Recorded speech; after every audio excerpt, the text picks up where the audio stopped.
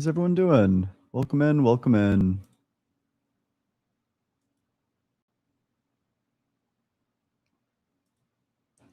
One sec. Let's see whether or not I look tired. A little bit, yeah. Yeah, I'm a bit tired. No, I need to lock in on my sleep schedule. I need to be sleep schedule maxing. I think I'm like pretty good with my sleep schedule. Like overall, I think it's like pretty good, but then um there are days. Yesterday I took both my meds and my coffee super late. So I don't know, I was just like locked in. I was like giga locked in. Um One sec. Let's go to studio. Um which one which one of these is portrait? Is it this one? We'll see. Yep, it is this one. Maybe it's landscape. I don't know. I don't know anything. Don't ask me for things.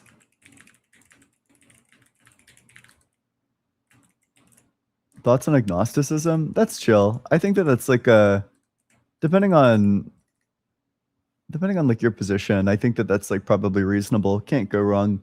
And I especially respect like people who are like really deep into the philosophical literature and still agnostic. I think that that's like a really good sign in terms of that person's like character, like their intellectual virtue. You know, they've evaluated the arguments and they're not sure. They don't feel like anybody has like a decisive argument in favor of God's existence or against God's existence. I don't know. Like for example, a good example of this is Joseph Schmidt. Um, I believe, and I could be mistook about this, but I believe he's agnostic, leaning theist. And that's respectable because I know that he's read way more about this topic than I have, and he's evaluating arguments in very intellectually rigorous ways.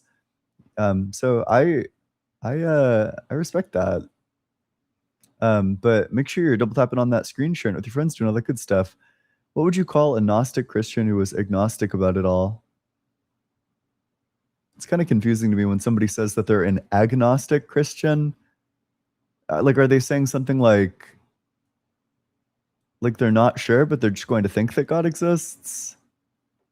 I mean, if so, that's chill, I guess. But I don't know why we would add such weighty entities to our worldview, absent some good reason to. But hey, if you're in that guest request box, make sure that you're 18 or older. Make sure that you believe in the God of the Bible, the Torah, or the Quran. I also ask that you have some sort of reason to think that God exists. And with that, we'll go to the very next guest.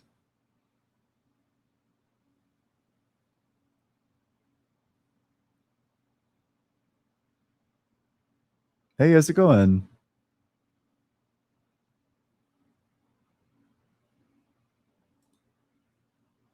Okay. Well, I guess his name was Diogenes. So that's kind of funny. There's like a bit of humor in that, despite the fact that he's is like weird, but you can respect like the philosophy joke. That's fair enough even. But yeah, I guess if you're it's a bit strange nevertheless. Um but hey, if you want to debate about whether or not God exists, maybe now is like a good time to plug the Discord.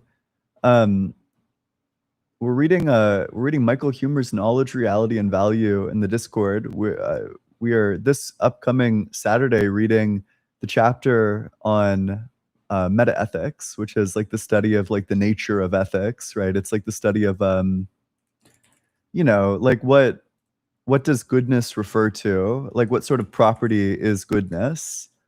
Um, but it's 8 p.m. EST, so just make sure that you read the portion titled Metaethics.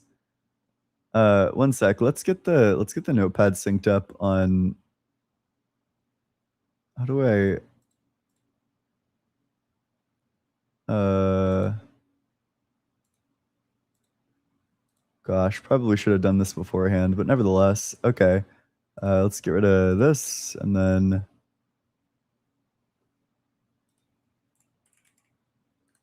Okay, sure, it looks good. All right, well, hey, make sure you're double tapping on that screen, doing all that good stuff as we go to the very next guest.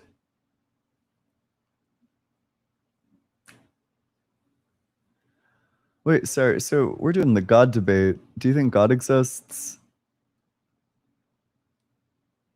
Oh, yeah, what's one point that I lost on? Sure, go ahead and make the fine-tuning argument. Whoa, let's just calm down. Oh wait, sorry, is there not audio? I'm sorry, you'll have to give me just a second here. Okay, what do I... What do I have to do to get the audio?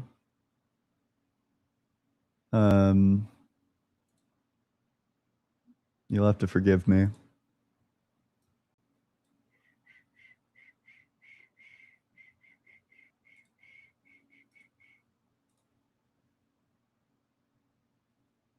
Okay.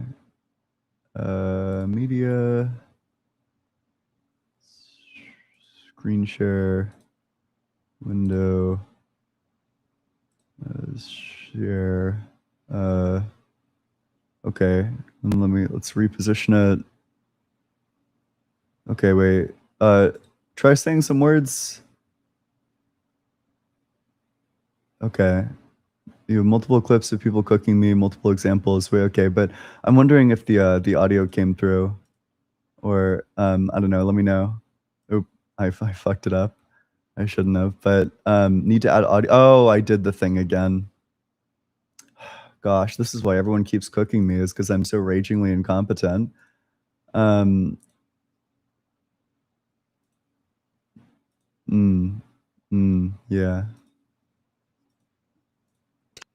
Lost a few times.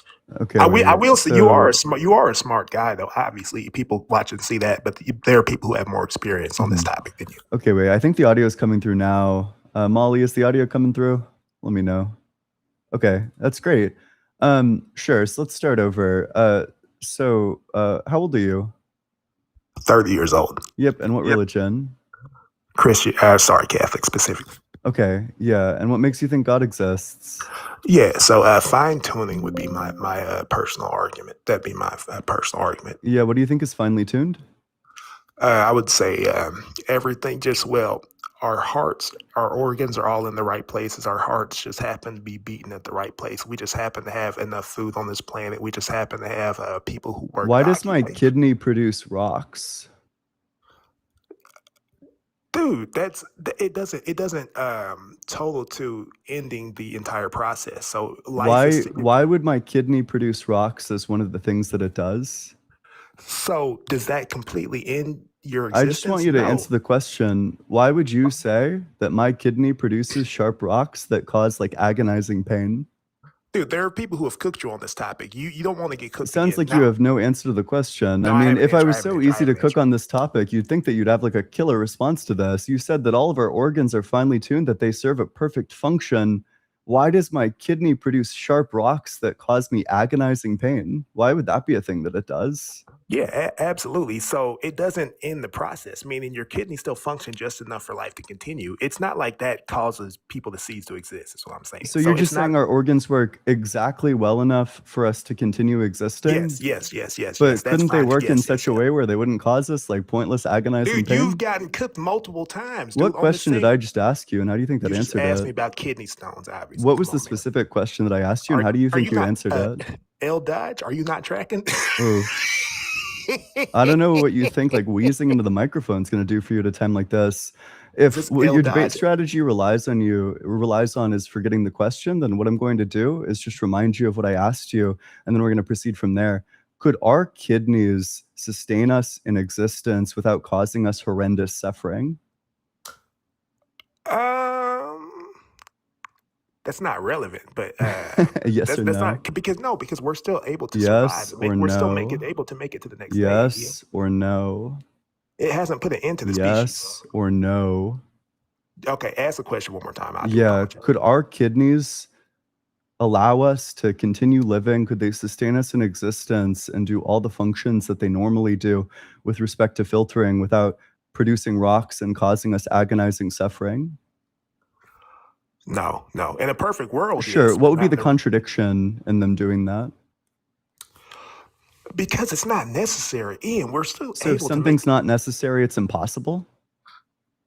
dude, this is why you've You gotten said that cooked. it's not possible.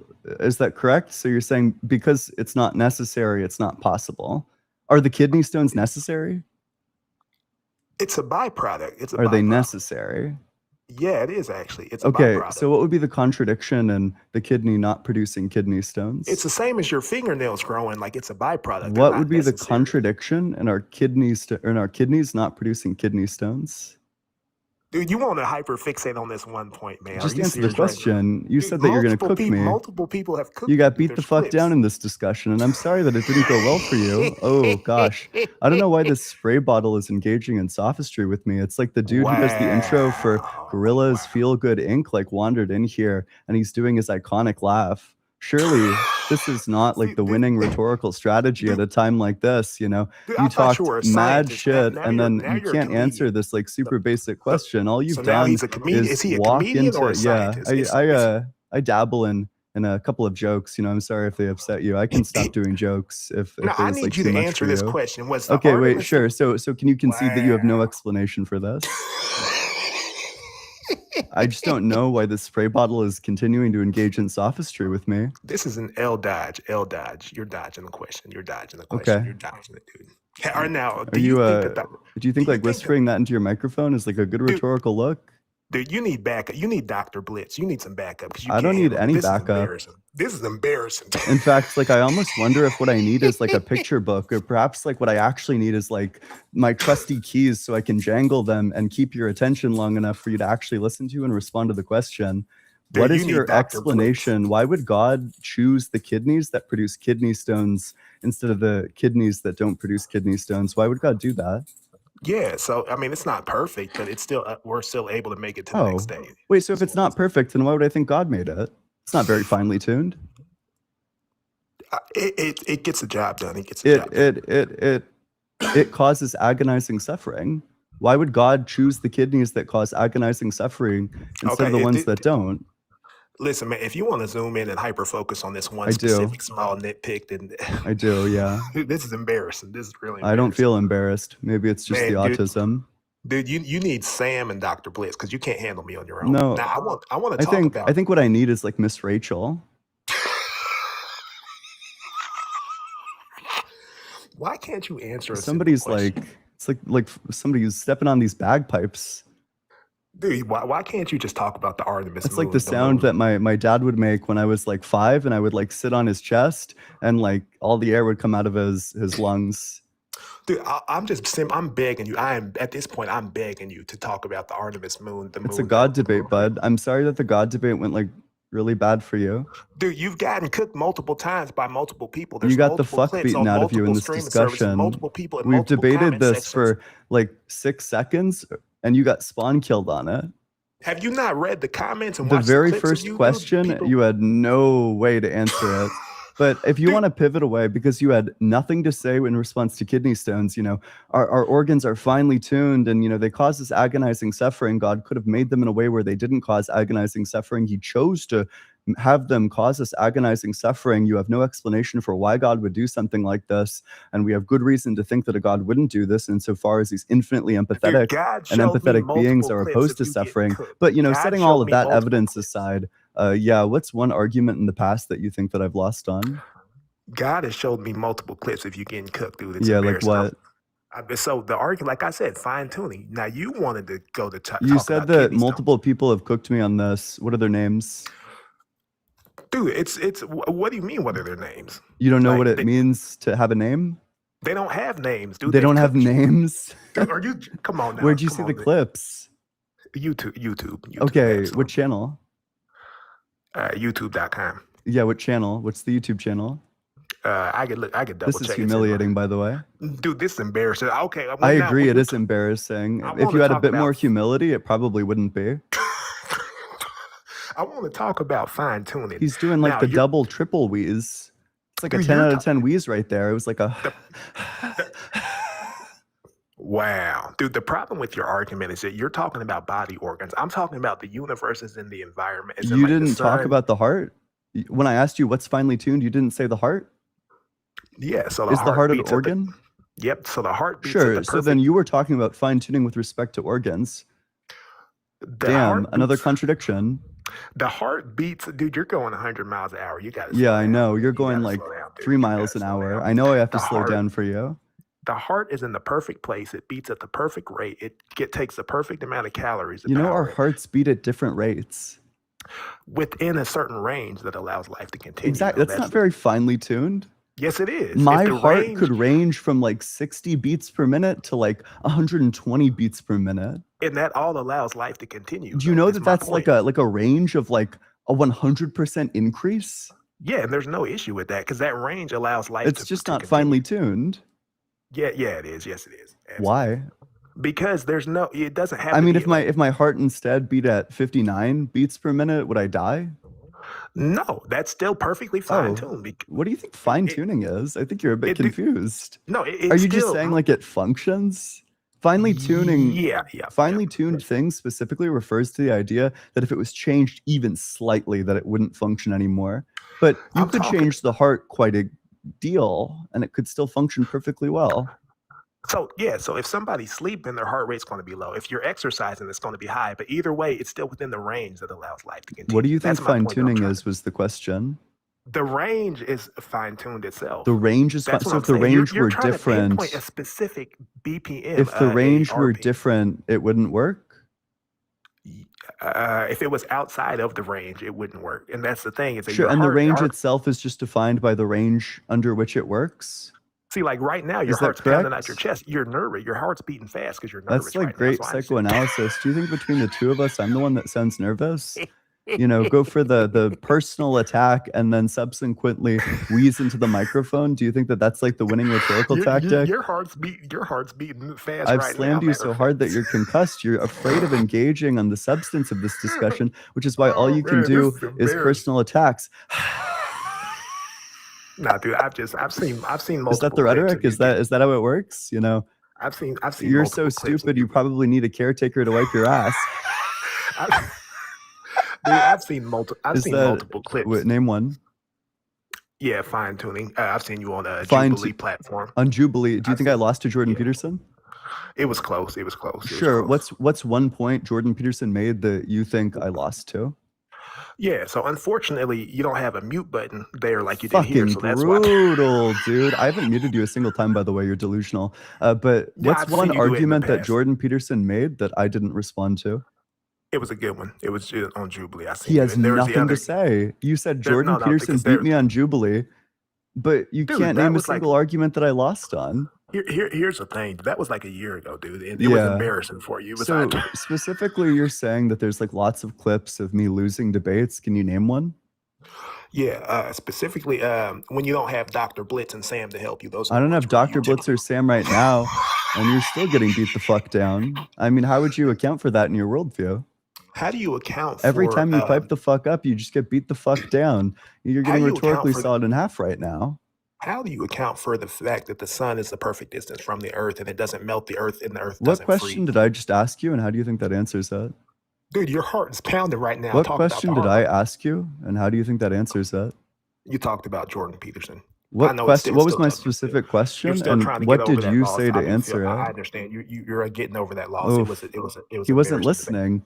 It's like somebody Go hit the ahead, red reset button on the back of his head. You know, he's dude. short circuited. He's back to default settings. He forgot the question. You know, he got rid of his short term memory. In Dude, I'm fact, some multitasking. say he might not I'm even have it. multitasking. I'm Are doing like you? 4 things at once right now, dude. This guy's fucking stroking his shit and debating. What a hero. Why don't you answer the fact that the sun is at the perfect distance from the earth to where it doesn't melt the earth and the earth doesn't freeze? Are Go you ahead and aware talk of the about that. fact that we keep on getting farther and farther away from the sun every year? We travel like a couple of centimeters away from it every year. Yeah, do you have a source for that? Because I don't Yeah, believe that. Because I I've got been you. alive for 30 years and we haven't burned or frozen. Does the And Earth? actually, if we were getting away from the earth, then we would be freezing. So the temperature would be dropping. But yeah, global warming is going up at all time. So yeah, get wrecked, buddy. How much does the Earth move away from the sun each year? Yeah, no problem. This is going to be according to Live Science. It's titled, whoa, let's just calm down there. Do you need me to call someone? It sounds like you're having like a fucking medical problem. It's like the scene from Joker where he's having like his like medical problem and he's like exacerbated breathing into the microphone. Please like say help, like gasp out of help if you want us to call 911. Like we can help you. It sounds like you're really going through something. I'm a bit worried about you, friend. So the Oh, article man. is Earth getting closer to the sun or farther away? By Charles Q. Choi. I'll read the relevant section to you. The strength of an object's gravitational pull is proportional to how much mass it has. Because the sun is losing mass, its pull on the Earth is weakening, leading our planet to drift away from its star by 2.36 inches, 6 centimeters per year. Okay, so there you go. So do you concede that we are not the perfect distance away from the sun? I'll say I understand your perspective. Do you I don't concede concede. that we are I not the understand your perfect distance perspective. away I from the understand your sun? perspective. Do you concede that we are not the perfect distance away from the sun? No, but I understand your Okay, perspective. Now wait. let's move So to the next topic. whoa, Let's let's move to the not move next on. topic. Let's Next stick topic. with it. You wanted to bring this topic up. You got beat the fuck down on it, I know. absolutely torn in half on it. Let's stick with it. Do you concede that we are not the perfect distance away from the sun? I understand your I gave you perspective. a Now let's. source that demonstrated my point. Do you have a source that demonstrates yours? I understand your Do perspective. you Now let's wait? That move. was a yes or no question. Is the answer yes or no? The answer is I understand your perspective. Yes or no? I understand your Yes or perspective. no? I understand your Yes or perspective. no? Yes or no? Like I said, I Yes or understand your no? Do you perspective. understand yes Next or no topic. questions? Is the answer yes or I no? understand your perspective. I Is the understand your answer yes or perspective. no? I understand your Yes or perspective no? on that. I Yes understand or your no? perspective. Like I Yes said, or I no? understand. I Yes or understand no? at this point. I Yes understand or your no? perspective. I do. I Yes or understand your no? perspective. I see where you're Yes or coming from. no? I get what you Yes or mean. no? I see where Yes you're or coming no? from. I Is get the what you answer going mean. to be a yes or a no? You got a 50 I 50 shot. Is it yes or a no? I Yes or no? I'm able to understand Yes where or no? I see why you say what you Is the say. I'll answer say that. yes or no? Can we not move to the next Is the topic? answer yes or is the answer Your no? your point Is the answer has, yes or is the answer no? It's a yes or no question. dude. I'm in a corner. I'm gonna drop because you're putting me in a corner. You're I putting me in a agree. corner I right am putting you in a corner. Is the answer yes or no? now. Next topic, or I'm Maybe dropping. if Next your topic. parents put you in the corner a bit more, you would have turned out a better adjusted individual. But because they didn't do their job, I guess I'll have to do it for you. Is the answer yes or no? Dude, there's multiple clips you can Is cut. the That's answer the yes or no? The answer is next topic. Is the answer yes or no? You got two more times. Say that, and Is I'm the dropping. I answer promise yes you. or no? That was the last chance. You Is got one the more chance. answer Yep. yes You have a or good is day. the You have a good answer day, young no? man. I You have a good. accept your You have a good day. surrender. Well, we got him. All right. Make sure you're double tapping on that screen, sharing it with your friends, doing all that good stuff. If you're in that guest request box, make sure that you're 18 or older. Make sure that you believe in the God of the Bible, the Torah, or the Quran. I ask that you have some sort of reason to think that God exists.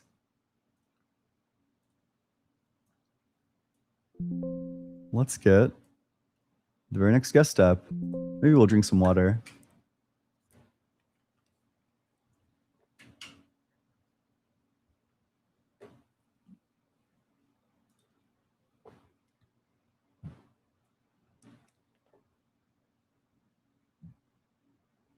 Excuse me.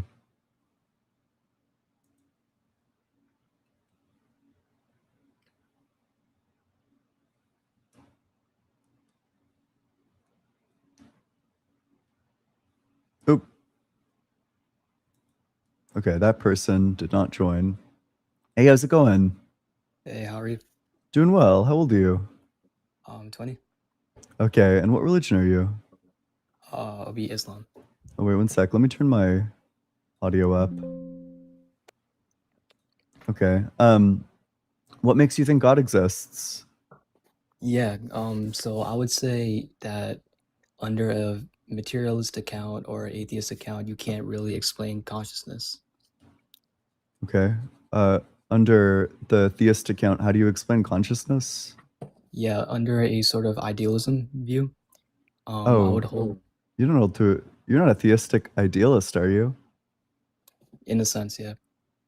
Do you think it's God's mind? Yeah, the universal mind is God's mind, yeah. Okay, is God all good? No, I'm not claiming to that.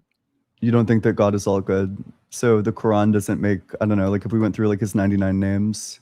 Does my God have to be religious, or can I just provide a definition of God? You said that you're Muslim, are you not? For the sake of the argument, I just want to hold to this crude definition of God. Okay, so you're not positing that God's all good. Why would we expect consciousness to exist on your view? Yeah, so do you agree that consciousness is self-evident? Yeah, I think consciousness exists, if that's what you're asking. Yeah. So you need a postulation to go outside of mind, right? So all I'm saying is everything is mental, right? But I also posit, I don't hold to solipsism. So I also posit that you also have a mind. And then that obviously begs the question, okay, where does the shared experience come from? I would say from the universal mind that gives us this shared experience, right? And I can go into a whirlpool analogy if you want, but What I think question you'll did I understand. just ask you, and how do you think what you said answered it? Why? How does my worldview explain consciousness?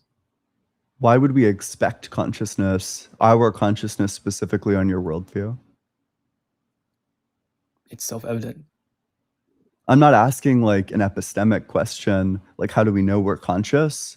I'm asking like why would we causally expect this? Like what explains the fact that God would make conscious beings on your worldview? I'm not holding to that. I'm just holding that God acts as a Okay. universal mind. So it's not expected on your worldview that conscious agents other than God would exist? There's God's mind, and then there's your mind and my mind and everyone else's mind. Do you think that answers my question? I don't think I really know what you're trying to get at. Okay, I'm asking. So, in order for something to be evidence for your worldview, it would need to be expected on your worldview. So, let's say that my worldview included the belief that last night it rained. So, let's say I'm going to gather some evidence for this, and I go outside and the ground is wet. You know, that's expected if it rained last night, unexpected if it didn't rain last night. The Weather Channel said it rained last night. You know, that's expected if it rained last night, unexpected if it didn't rain last night. In order for something to be evidence for your view, it would need to be expected by your view. I'm asking you, why would we expect for human consciousness to exist on your worldview? Because you are conscious. Like that's self-evident. You only experience matter through the lens of perceptions. But why, positing God's existence, would we expect under a world where God exists for there to be other conscious agents? Right. So this is going to be a form of analytic idealism, right? Where consciousness, and I'll explain the whirlpool analogy then. So think of consciousness like an ocean, and individual people are dissociative alters, kind of like whirlpools in that ocean, right? So the physical world is the dashboard reflecting these internal mental states. Do you think that answered my question? I think so, yeah. What was my question? Or why do we expect consciousness in my worldview? Okay, and how did what you say answer that question? By presenting the whirlpool analogy of how it You're arises. just telling me how consciousness works on your view. I'm not asking how consciousness works on your view. I'm asking you, why would your worldview in which God exists predict the existence of other conscious agents? Are you talking about the other minds problem? No, I'm not asking like an epistemic question. I'm asking a question about why your worldview would predict that minds other than God's mind would exist. Like why would God want to create other minds? Might be a better way of asking the question. I'm not saying God created our minds. I'm saying he acts Where'd as a they come universal from? mind. I'm just saying they exist. I've never postulated that God created our minds. So you don't think that I'm God is like an ultimate being? No, he's just acting as a universal mind. Okay. So I take God to, by definition, be an ultimate being. So I guess when you say God exists, what does that mean? Yeah, so I mean, you're doing an internal critique on my worldview, so you have to take on my definition of God, right? Which is what? As a universal mind. A universal mind. And what does that mean? Yes. So again, let me try to explain it using the whirlpool analogy. Think of, so it's kind of like the mind at large, right? So again, it's like the vast, boundless ocean of consciousness. This represents the universal mind, right? Its thoughts and emotions are the very fabric of the universe. Okay, I don't really know what that means still. Okay, I can get into, so that, okay, it has 3 traits. Sorry, English is my first language. Instinctive, not intellectual. So what exactly does that mean? Mind at large doesn't think with a human-like ego. It is driven by raw, instinctive volition or will, similar to how a dream follows its own logic I have without no interruptions idea from what the you're brain. talking about. I don't know what to tell you. You're asking me to define what a universal mind is. I'm doing my Yeah, best. just like explain the idea. Did you not understand the whirlpool analogy? No, It's a natural, albeit fundamental field of subjectivity. That's the best way I I can don't know what the explain. fuck that means. That sounds like gibberish. Natural, albeit fundamental field of subjectivity. You think God is natural? He is the universal mind. But do you think that God falls under the criteria of natural? In terms of like laws of physics, yes, he is woven into the universe itself. So you don't think God can violate laws of physics? He's treated as if he is the laws of physics, because again, he is a universal mind. Can God violate the laws of physics? No. Okay. So did God That's like create the laws asking of physics? that's like asking, can a law of physics violate a law of physics?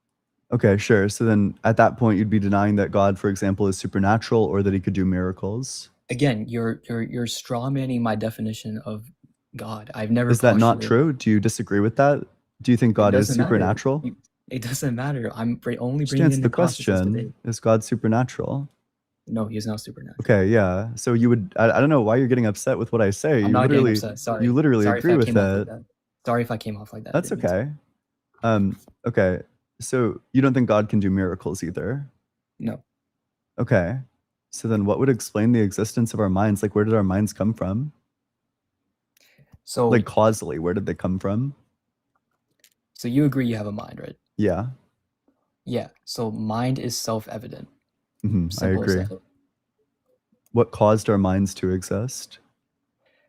It's no cause. It is fundamental. Reality is fundamental. Nothing caused our minds to exist, but my mind didn't always exist. Reality is fundamental. But my mind didn't always exist. But the universal mind always existed. But my mind didn't. Can you elaborate on that? My mind had a beginning point to it. There was a point in time where my mind began to exist, and prior to that point, it did not exist. Oh, okay, I get what you're saying. Yeah. So Something must have caused it. Yeah, I get what you're saying. So this is where the process of disassociation comes from. So in my framework, right, the individual mind is a disassociated alter of mind at large. All right. So think of it like a split personality on a cosmic scale. What's the evidence for this? Yeah, so it's not going to be a scientific argument. It's going to be a philosophical argument. Yeah, And it's go for it. going to be the most simple, parsimonious explanation of consciousness. That again, I don't think you can create. Or you have. Okay. Sure. So what's the argument that that's like the most parsimonious explanation of it? Because we experience the world again through our sense perceptions. So it would seem unintuitive to go outside a world or explain reality outside of our experience. Okay. Why is this more parsimonious than solipsism? If what you value is parsimony, it seems like you would collapse into solipsism. Yeah, that's a great contention. I would just hold that solipsism fails because it makes reality fundamentally your mind, right? Not the universal mind, right? Which is different from my view. And but which one's more parsimonious? It is more parsimonious, I grant you that, but it also has absurdities to it. That being, we know our minds are not mathematically precise. but the universe is mathematically precise. Oh, wait, but aren't our minds a part of the universe? It's a part of the mind at large, which is the universal mind, which is mathematically precise. Okay, and is it entirely mathematically precise? What do you mean by that? Is every part of the universal mind mathematically precise? At large, yes. Sure. So then all of its individual parts are also mathematically precise. Yeah, but again, that So would then my not. mind would be mathematically precise. Yeah, but not under solipsism. That wouldn't be the case. Wait, okay. I thought you just said that your mind is not mathematically precise under your worldview.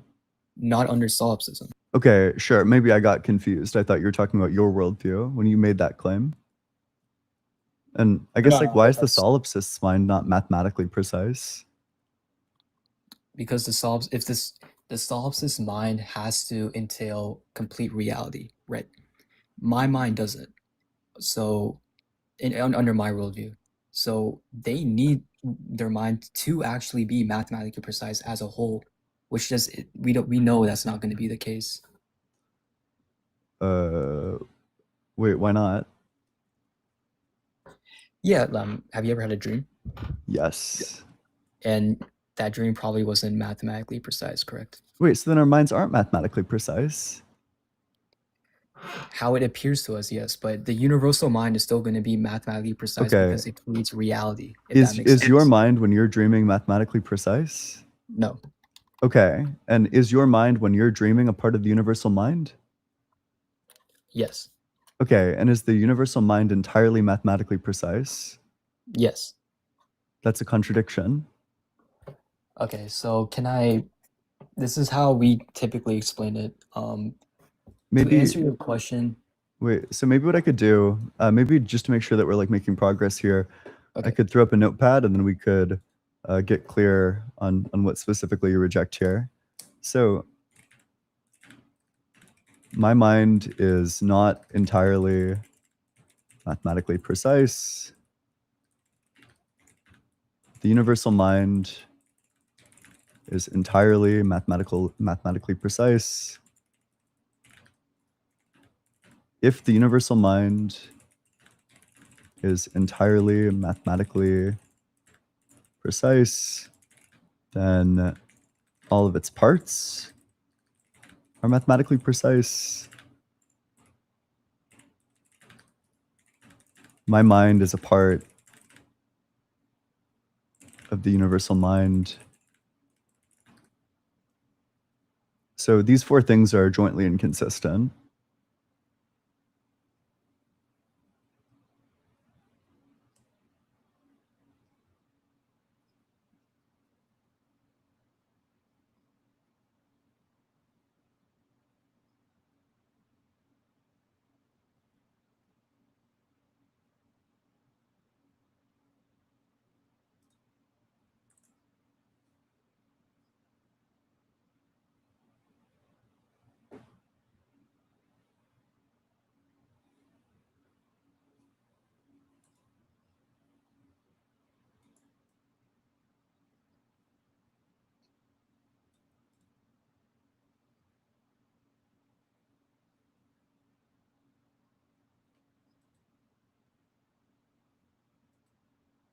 Okay. Maybe to help me out here, you could just give me the premise that you reject. So I have it written out 1, 2, 3, and 4. Premise 1 is that my mind is not entirely mathematically precise. Premise 2 is that the universal mind is entirely mathematically precise. Premise 3 is that if the universal mind is entirely mathematically precise, then all of its parts are mathematically precise. Premise 4 is that my mind is a part of the universal mind. yeah, I mean, all those are correct.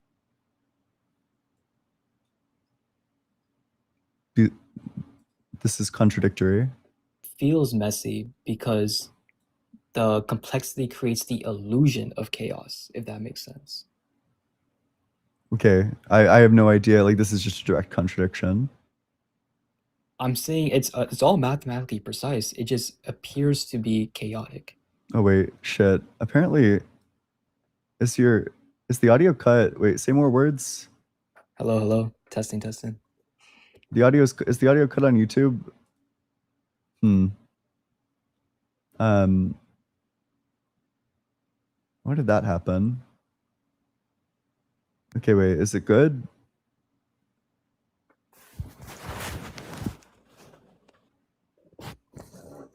I don't know. I'll just get I'm just gonna get confirmation.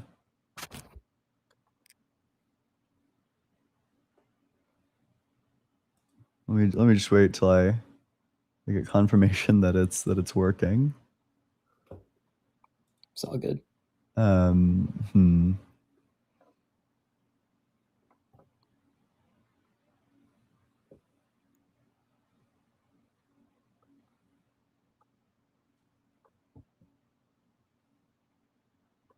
It keeps on. Okay, wait. Maybe it's just because if I just maximized this one, would that work?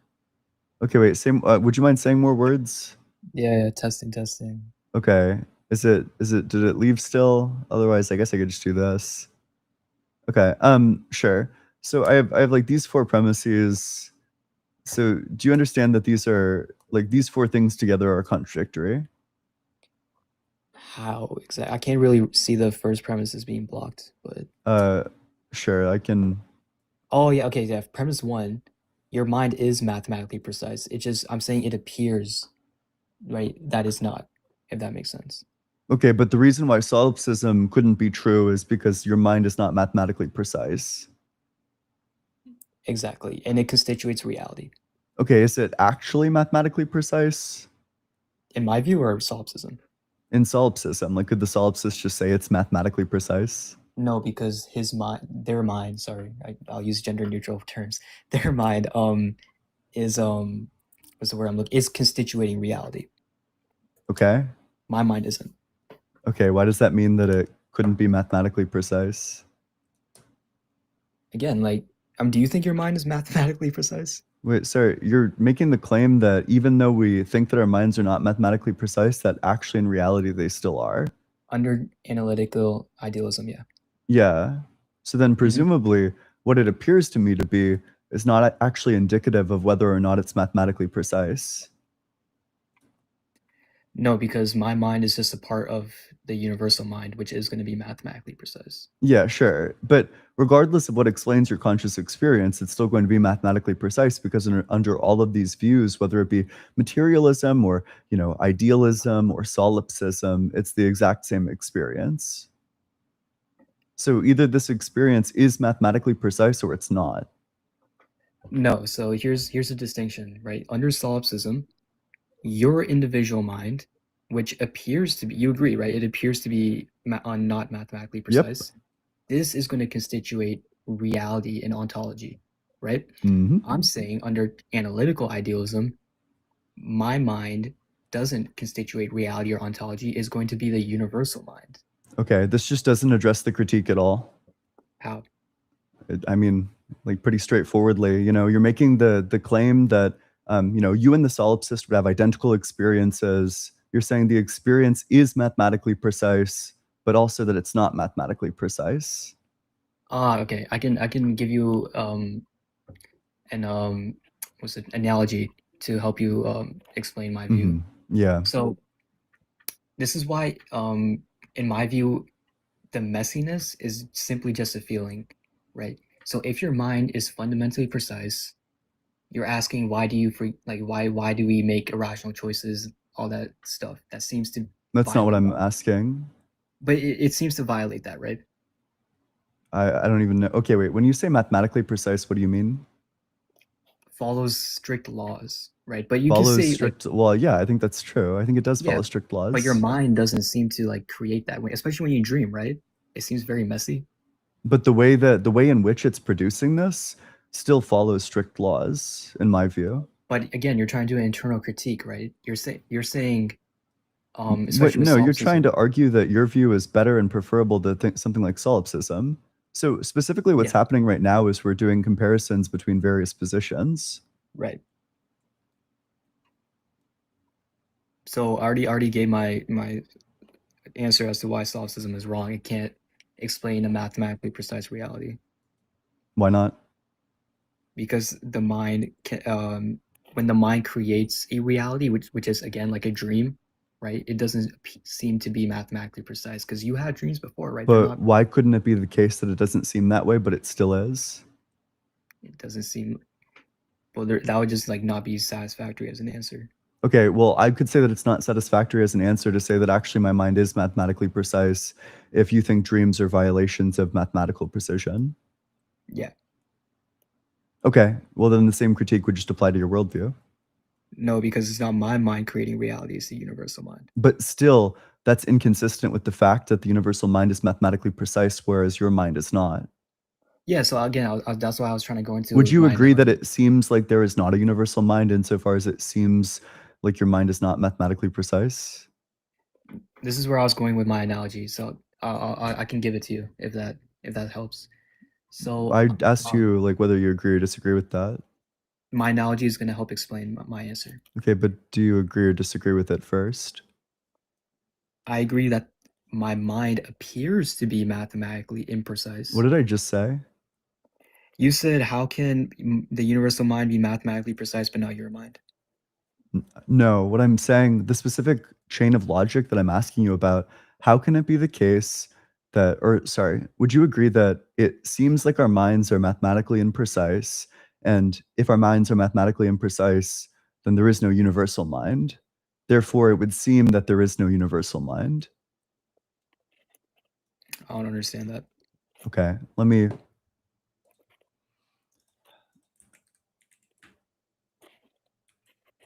It seems that our minds are not mathematically precise. If our minds are not mathematically precise, then there is no universal mind. Therefore, it seems that there is no universal mind. Yeah, so again, my mind, under my worldview, is mathematically precise. It just appears to not seem mathematically precise. And Yes, if I that's can give my yes, analogy, exactly. Yeah, that's if I can give premise my one and analogy, premise two. I can help explain. It sounds like you agree with both premise one and premise two. Can I give my analogy to help? Do you help reject explain my premise point? one or premise two? Yeah, I reject premise two. You reject that.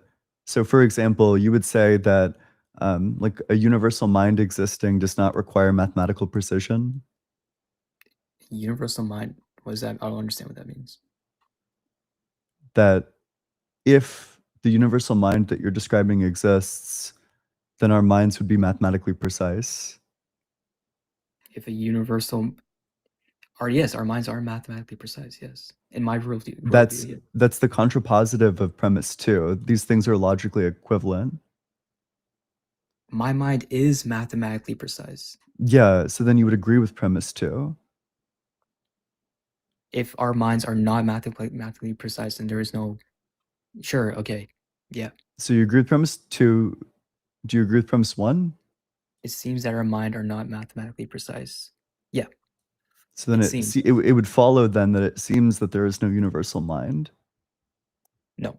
And again, if I can give my analogy, this will help explain the confusion. You're just like rejecting logic at this point. Can I give my analogy, please? You accept both of the premises and deny the conclusion. Is that like, do you see like the problem there? No, I don't see a problem there. Because our mind is a part of the universal mind. Okay, so the way logic works, the reason why logic is so important, especially like formal logic, like the type that I'm putting forward here, if the premises are true, then the conclusion is too. No, but you're implying two different things. I'm saying the universal mind, or our mind, is a part of the universal mind. Do you reject what I just said? I reject when you presuppose that these are two different things. Do you reject that a feature of logic is that if the premises are true, then the conclusion follows? I'm not. Obviously, I agree with the logical rules. I'm saying your logical argument fails because you're presupposing that these are two different things. Okay, so you agree with the premises.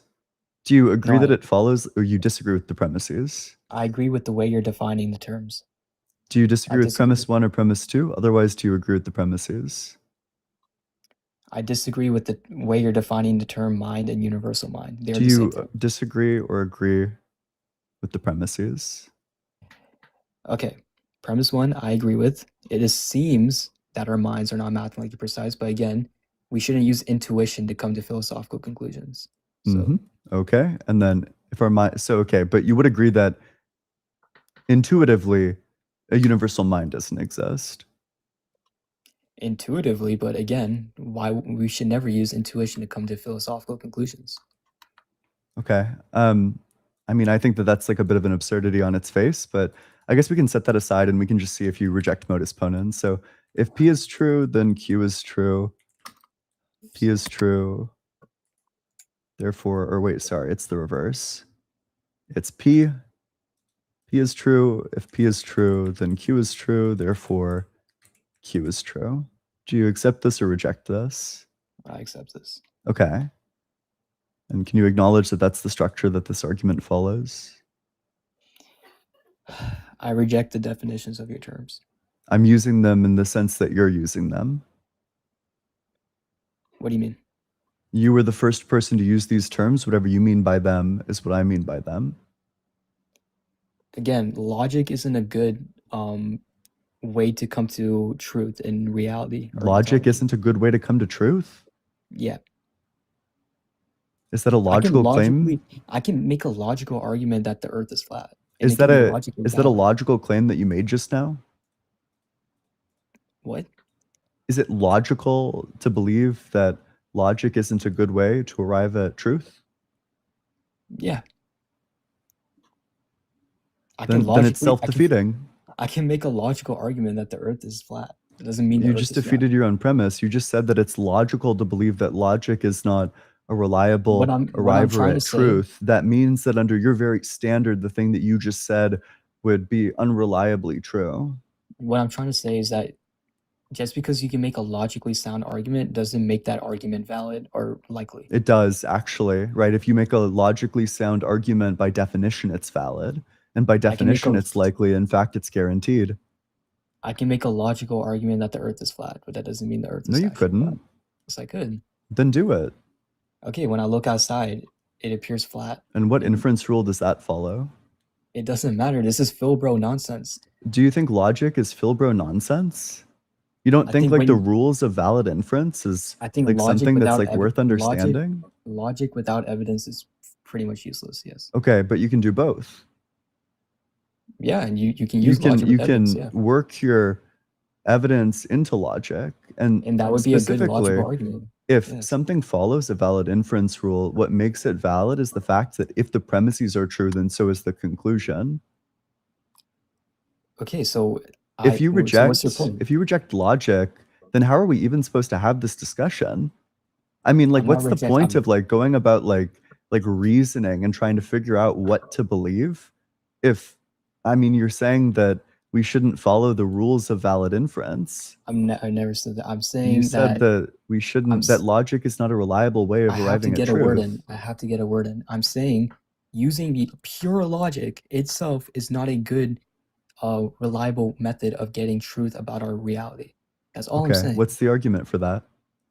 You admitted beforehand you need evidence with logic to make a good logical argument. Well, first of all, you can make arguments that are entirely based on logic, like 100% a priori argument. For example, like a mathematical proof can arrive at facts about reality without using like any sort of evidence. We're talking about metaphysics, though. We're not talking about math and language. You know, metaphysics is constrained by logic. I agree, but you still need evidence to make a logical argument. I totally agree with that. But if somebody presents you a logical argument against your position, then that means the position is false. No, because if somebody gives you a sound argument, then the conclusion is true. That's just like true by definition, by the way. Specifically, a sound argument is one that follows a valid inference rule. That is to say, like, if the premises are true, then the conclusion follows, and the premises are true. So then the conclusion must be true. The universal mind constitutes the laws of physics and the laws of logic. Clearly not. Why not? Because you're saying that logic is not a reliable way of arriving at truth. You need evidence to come to metaphysical claims using logical arguments. But logic does tell you what's true and what's not true. Yes, logic makes sense of the world, yes, but we're talking about logical arguments. So logic does reliably tell you what's true. It helps make sense of reality, but it doesn't give you metaphysical truth. You don't think logic? Okay, then what's the point of even talking about metaphysics if we can't do so logically? Using pure abstract reasoning cannot get you to metaphysical claims. You can use logic without it being Reliably. pure abstract reasoning. We're just talking And I about whether or agree. not the laws of And I logic agree. are a viable way of arriving at truth, whether they reliably lead to truth. When supplemented with evidence, yes. But when not supplemented with evidence, they're not? It's not reliable, no. Okay, that would be a contradiction. How? Because if something follows a valid inference rule and the premises are true, then so is the conclusion. Only in certain frameworks like math and Give language. me a single example where that's not the case, where something follows a valid inference rule and the premises are true, but the conclusion is false. I can make a logical argument that the Earth is flat. And what would be the valid inference rule there? I don't have all the inference rules memorized, so I couldn't. Then you probably shouldn't have an opinion on this topic. But I can make. Could you name me like a single inference rule? Inference to the best explanation. That's not an inference rule. Yes, it is. That's abductive reasoning. We're talking about deductive reasoning. That is an inference rule. You got a bit quiet there. What'd you say? I said that is an inference rule. That is absolutely not an inference rule. Inference rules are specifically deductive. How is that not an inference rule? Because it's not deductive, it's abductive. How is it abductive? I don't understand. That is the definition of abductive reasoning, inference to the best explanation. That's literally what abductive reasoning is. Okay, I mean, I guess when you did modus ponens, that was the inference rule? Yes, that was an inference rule, yeah. Okay, so there you go. Yeah. Can you give me an example of a time where modus ponens is going to lead to, I don't know, like a false conclusion? Yeah, I can make, if fairy dust equals fairies, then fairies must exist. If fairy dust equals, do you think that followed modus ponens? If P then Q, P is true, then if fairy dust equals fairies? Yeah. So if P then Q is not fairy dust equals fairies. If fairy dust means fairies, then... Okay, if fairy dust exists, then fairies exist. Yeah. I agree with that. Fairy dust exists. I don't agree with that. If P is true, I'm trying to prove that Q is true. Yeah. I'm saying P then Q. I don't grant P. I grant the conditional that if fairy dust exists, then fairies exist. Presuming that, you know, fairy dust requires fairies, I assume is what's meant there. Yeah. I don't grant that fairy dust exists. Okay, so because of evidence? Yep, there's no evidence for it. Okay, there we go. So we agree. So it would be so would you agree that you've failed to provide a counterexample to modus ponens? No, I've is what you provided a counterexample to modus? I'll put it up on the screen. No, I know. Is what you provided a counterexample? Oof, why are you scared of your own words, dude? You're strawmanning. There's really no reason to be afraid of the words that came out of your mouth. I never said modus Unfortunately, ponens. you said it. You said that this was an example of modus ponens. I never said modus ponens in and of itself is unreliable. I said it just needs to be supplemented with evidence. That's all I said. Okay, so if that's all I said. Fairies exist. Now you're attacking a strawman. Fairy dust exists. Now you're attacking a strawman. Fairies exist. I don't know why you're afraid of your own words. I'm not afraid of my own words. Then let's go through it. I'm not shaking. I'm literally. Fairy dust exists. Therefore, fairies exist. This is Philbro nonsense. Can we get to the argument, please? It's not Philbro nonsense, and I think that you deserve like a better appreciation of it. No one cares about this. Okay, so why would I think that premise 2 is true? In order to provide a counterexample to this, you need to provide one where premise 1 and premise 2 are true, but the conclusion is not true. Is my argument logically valid? Can you answer that? Yeah, it's logically valid. It's not sound though, because premise 2 isn't true. So I have no reason to think that premise 2 is true. What would be the reason for thinking that? So I need evidence.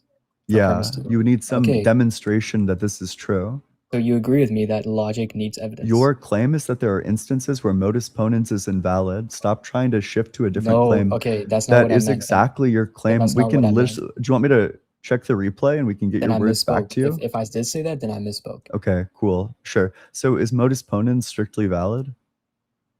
It's going to be valid. I'm just saying it's not a good way to come to metaphysical claims when it's not supplemented with evidence. Would That's you? all I'm Okay, saying. sure. So it's valid, and would you agree that for something that's valid, if the premises are true, then the conclusion follows? If there's evidence for those premises, yes. Just if the premises are true, does the conclusion follow? So like in this case, if fairies do Just exist, in any case, if fairies do if the exist, premises, just to answer the question, what does valid mean? yes, then it would be valid, yes. Okay, so you agree. So you agree with both of these premises. You agree that it follows this inference rule.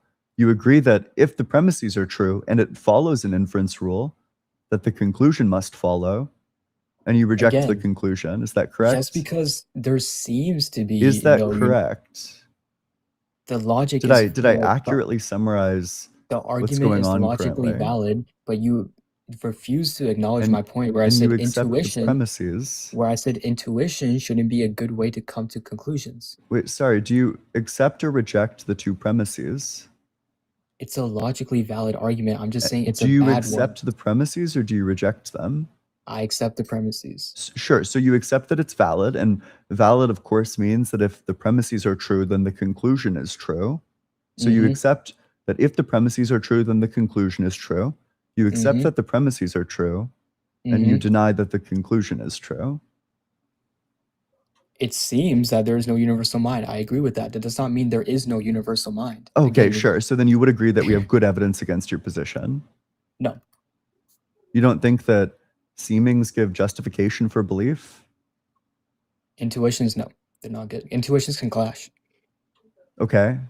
But Cool. your intuitions get more developed the more you the more time you spend with a topic. For example, like somebody's mathematical intuitions can be further developed, right? Like the math teacher is going to have way more developed intuitions than the math student. It doesn't follow from that fact that if somebody fails to have the intuition that like 2 + 2 is 4, that means that 2 + 2 is not 4, or that mathematical intuitions are not useful. What? How would you explain the fact that specifically physicists, when they have bubble chambers, there will be like various particles that will like float through the bubble chambers and they'll leave trails, and physicists who spend enough time with that can intuit which particle is actually leaving that trail just based on the trail itself and their Sure, intuition? someone with expertise in a field can have decently reliable intuitions, but like that doesn't mean intuitions are good markers for truth, What's the argument for that? because intuitions can clash. Okay, but when an intuition is shared universally, do you think that that's worth anything? Of course. Okay. And the intuition that there isn't, or that it seems like there isn't a universal mind, is shared universally. So you agree there's no contradiction with my worldview. There's evidence against it, is my claim. Okay, but there's more reason to believe that it is true than it is not. Oh, you haven't provided any evidence for it. So we've provided evidence against it. What's your evidence for it? Yeah, so I gave the philosophical argument that it would seem parsimonious to stay within mind It would than seem? go out of mind. That's an intuition word. It is parsimonious to go Okay, sure. to stay inside of mind than go outside of it. Okay, why is that more parsimonious than, for example, something like materialism or like physicalism? Because you have to posit a mind independent reality. No, it just reduces to the physical. Okay, and what constitutes the physical? Just all the things that follow laws of physics. And where do those are those rooted in the universe? Are they what? Are those in the brute facts of the universe? Nope. They derive from the Hamiltonian, which is just the derivative of the wave function. So they're grounded in the universe itself. Yeah, they're grounded in the wave function specifically. And the wave function is what makes up the universe, correct? Yeah, like the wave function is in some sense like identical to it. Exactly. So if all humans were to perish, would the universe still exist? Yeah. So the universe is mind independent. Yeah. There we go. That's my point, not yours. There we go. That's unparsimonious. Oh, wait, why? because you're postulating a mind-independent reality. Do you think that if there's like some things that don't depend on other things, that makes it like unparsimonious? Like the fact that I don't depend on your parents for my existence, is that like an unparsimonious fact? You're not understanding my point. Can you experience Answer my reality? question, yes or no. That's unrelated to my point. Is it unparsimonious to say that there are some things that don't depend on other things? Not in my case. Can I explain why? Wait, sorry, but in my case, the case that I put forward, is that unparsimonious? No. It's Sure. it's necessary. So then the simple fact that some things don't depend on other things is not unparsimonious. But the mind-independent reality is not necessary, though. Oh, what's the argument for that? Analytical idealism. Do you think that's an argument? It's a stance. Yes. Did I ask you for a stance? What do you mean by argument? Yeah, a set of premises that yield a conclusion. Again, what I was bringing up, the fact that you have to go outside of mind. You agree that we only experience reality or we only see reality through experience, correct? Oh, well, yeah, I mean, that is like a part of our experience, but our Exactly. experience reduces to the physical. So you need reason to postulate anything mind independent, because you cannot And we have experience reason. anything. You cannot experience anything independent of your experience, right? Well, we have reason to posit things that are mind independent. Why? For example, the fact that changing your brain changes the experience that you have. How would you explain that fact? Are you holding to physicalism? Yeah. Yeah. So this is merely a correlation. That's not a causation, right? But how would you explain that was the question? You're very bad at answering questions. Okay, I haven't insulted you once, by the way. That's not an insult, it's a fact. If we went back through and listened to all the times I've asked you a question, the percentage of the times where you directly answered that question right after them is going to be remarkably low. So I've been very calm and very respectful of this debate. I don't think it's very respectful to, I don't know, like dodge questions constantly. I've not, and if I did dodge a question, I didn't mean it intentionally. It's just Okay. what happens when you debate people. Okay. I forget what question I asked you.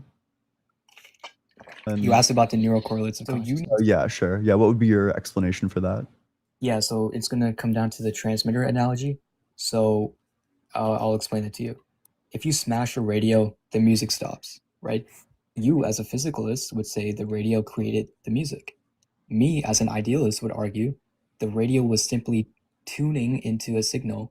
The damage to the hardware prevents the signal from being broadcasted, but it doesn't destroy the signal itself. But the radio is the signal in this instance, under your view. In your view. In your view, the radio is the signal. That's just how it appears. I'm asking, like, how would you explain it under your view? I just told you. It receives a signal. Okay, now you're flip-flopping because you said that was my view. The brain is how the mind appears under my worldview. Okay, but the brain is also a part of the universal mind. Yeah. So it's just one part of the universal mind, I don't know, like taking form in like another part of the universal mind? Yeah. Okay. Why would it be the case then? I don't know, like why would God design it this way? What'd you say? Why would God design it this way? I never held God to be a designer. I just said he's a universal mind. Then what accounts for the fact that it is this way? It just is. What accounts for the fact that So the it's laws just a of brute physics are fact? the laws of physics? I already Just explained like the that. laws Do of you want me to physics. answer that for the second time? I didn't say they were Just brute like the laws of facts. physics are. Did I say that they were brute facts, or are you misremembering? You said they were integrated into the universe in terms of wave functions. Specifically, they derive from the Hamiltonian, which is the derivative of the wave function. So it's not a brute fact in my view, but it is, to be clear, let's just get this point blank. It is a brute fact in your view, but it's not a brute fact in my view. How is it not a brute fact in your world? Because it comes from the Hamiltonian, which is the derivative of the wave function. So it's derivative of the wave function itself. Yeah. So it's grounded in the wave function. Yes. So that just means it's grounded in the universe. Yes. If the wave function, okay, that's a brute fact. What do you Or think that's what I mean by. What do you think a brute fact is? That's what I mean by brute fact. Then, when something's just. I think you're very confused about philosophical terminology if you think that that's what a brute fact is. Okay, then explain it to me. What is a brute Yeah, fact? so a brute fact is specifically a fact that is like a contingency that has no explanation for it. Something that could have been otherwise just happens to be this way, and there's no reason why it's this way as opposed to some other way. I don't grant that it's a contingency, though. It's necessary. Can the laws of physics change? Nope. There we okay, so all right. Does that not make it brute? No. Brute facts are typically taken to be contingencies. That would be a necessity. It's a necessary truth, no? Yes. The laws of physics. Yeah, I'm a necessitarian. I think that everything's necessary. What does that mean? That it's Okay, not regardless, I possible think for we're things to get to be otherwise. sure. Yeah, I think we're getting away from the point. So you want me to explain the neural correlates of consciousness? Is that what you wanted me to? Yeah. Yeah, so I brought up the radio analogy because all you Wait, have are what's the correlates. way in which our views actually differ? Because the more you describe your view, it just starts to sound exactly like my view. I don't postulate a mind-independent reality. Okay. But what's actually different about our views? Like what's like one substantive fact that we would disagree on? That there is a mind-independent reality. Okay, but like what's specifically a substantive fact? I'm not asking, like I understand that that's what your view is, but what's one way and like the implications of them that they Oh, would differ? yeah, you claim that mental states are identical to physical states. Okay, and you're just saying mental states are identical to mental states. Like, It's all consciousness. isn't your worldview just like my worldview, except for, physical things? I talk about like mental things, or you talk about mental things? Yeah, And I agree. Yeah. also, to be clear, isn't consciousness just a brute fact in your view? Consciousness is what makes up reality, yes. So then it couldn't possibly be evidence. It's just a brute fact. What do you mean couldn't be evidence? You're just saying that it's a brute fact that's unexplained. It's a brute fact that we experience consciousness. But the fact that consciousness exists itself is a brute fact too. Because it's parsimonious. You think brute facts are parsimonious? No, that we experience consciousness and that it makes up reality. Okay, but is it a brute fact that consciousness exists in your view?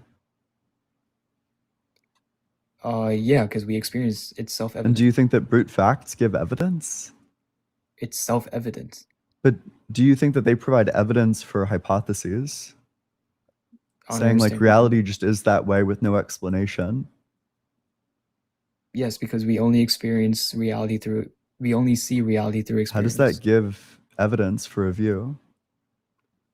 It makes it shows why it would be more parsimonious to stay within mind than go outside of mind. Okay, what question do you think I just asked you? Why does asserting consciousness is a brute fact Why does postulate positing a brute fact provide evidence for a view? positing a brute fact provide? I don't understand how I've You're trying to explain consciousness by just saying, it's brute. In my view, it's explained because it's just brute. In your view, it emerges from the physical. But in my view, it's brute. Like I don't understand how that would be like evidence.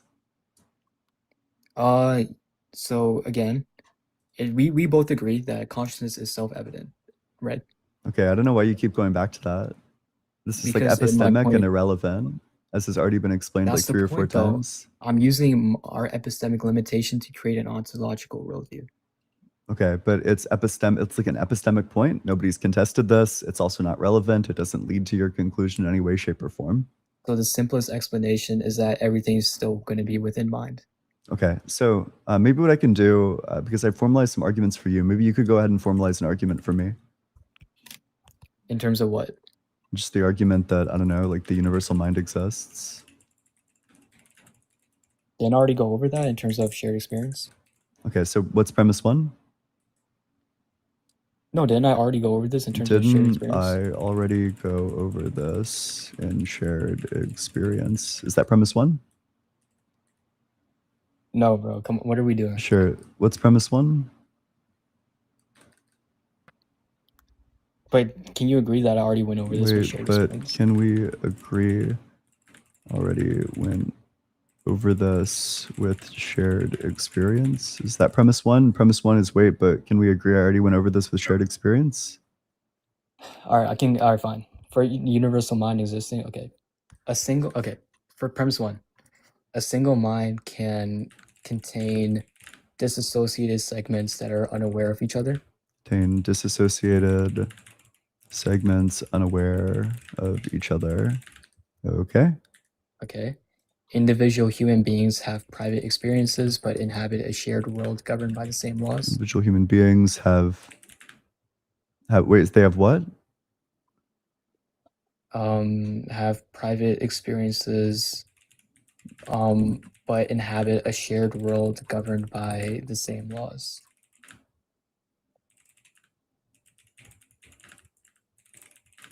Okay.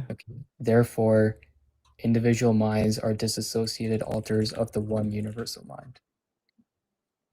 Individual minds are disassociated alters of the one universal mind. Yeah, that's going to be the syllogism for why you feel like an individual if everything is one mind. Do you want a syllogism also for why there is a universal mind rather than just your mind? Okay, wait. So maybe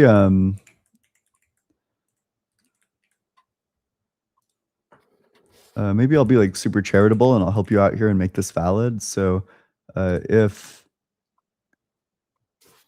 individual minds are dissociated alters of one universal mind, then the universal mind exists. Why would I think that premise 3 is true? Why does it follow from 1 and 2 that individual minds are dissociated alters of the one universal mind? Were you asking for a disassociation syllogism or just one that postulates why a universal mind exists rather than just your One that mind? justifies premise 3. You're saying that it follows from the fact that a single mind can contain dissociated segments unaware of each other, and that individual human minds have private experiences but inhabit a shared world governed by shared laws, that therefore our individual minds are disassociated alters of the one universal mind. Yeah. Why would I think that this like third premise is true? Oh, sorry. I can make a separate argument for that if you want. Yeah, please. Yeah, sorry about that. So are you ready? Yep. Okay. Premise 1, reality behaves with consistent mathematical patterns that exist even when I'm not personally observing them. Wait 1 sec. Let me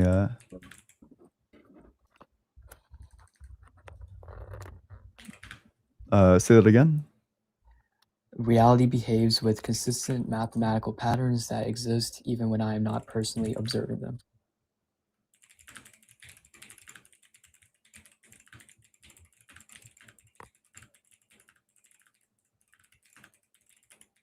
Okay.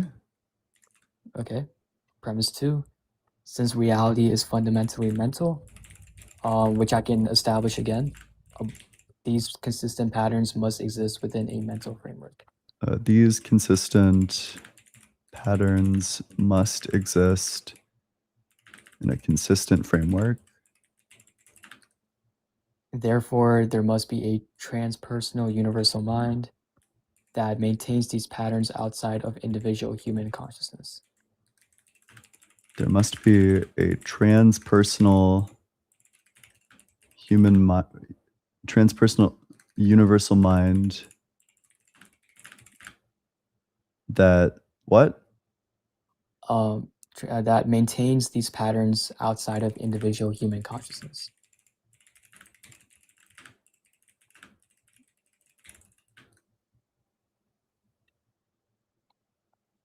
Is this just like a new argument? Because the thing that I was trying to get clear on is why would I think that it follows from the fact that a single mind can contain dissociated segments and aware of each other, and individual human beings have private experiences but inhabit a shared world governed by shared laws? Why it would follow from that fact that individual minds are dissociated alters of one universal mind? Yeah, that's going to assume that the universal mind exists. Did you provide justification for the premise that you're supposed to be, or? Yeah, I just did that. Okay, what premise were you supposed to be justifying? Premise 3. Okay, and what inference rule would this follow from? I don't know what specific inference rule, but I mean, I don't see why it's not logically valid. Yeah, happy to show you. Behaves with consistent. Sure. So we could say that this is A. We could label this as B. We could label this as B. A and B imply C. Therefore, I don't know, Q and W imply D. Like, this just doesn't follow because the 1 and 2 down here don't appear a single time in your argument. And then this part of it, the conclusion of it, also doesn't appear a single time in the argument. Like, a way that you could determine that this is an invalid syllogism is the fact that these terms down here don't appear at any point up here. How so? A, B, C. Let Must me be transversal universe, that means let me substitute back in for the conclusion. I'll substitute the 1 and 2 in here.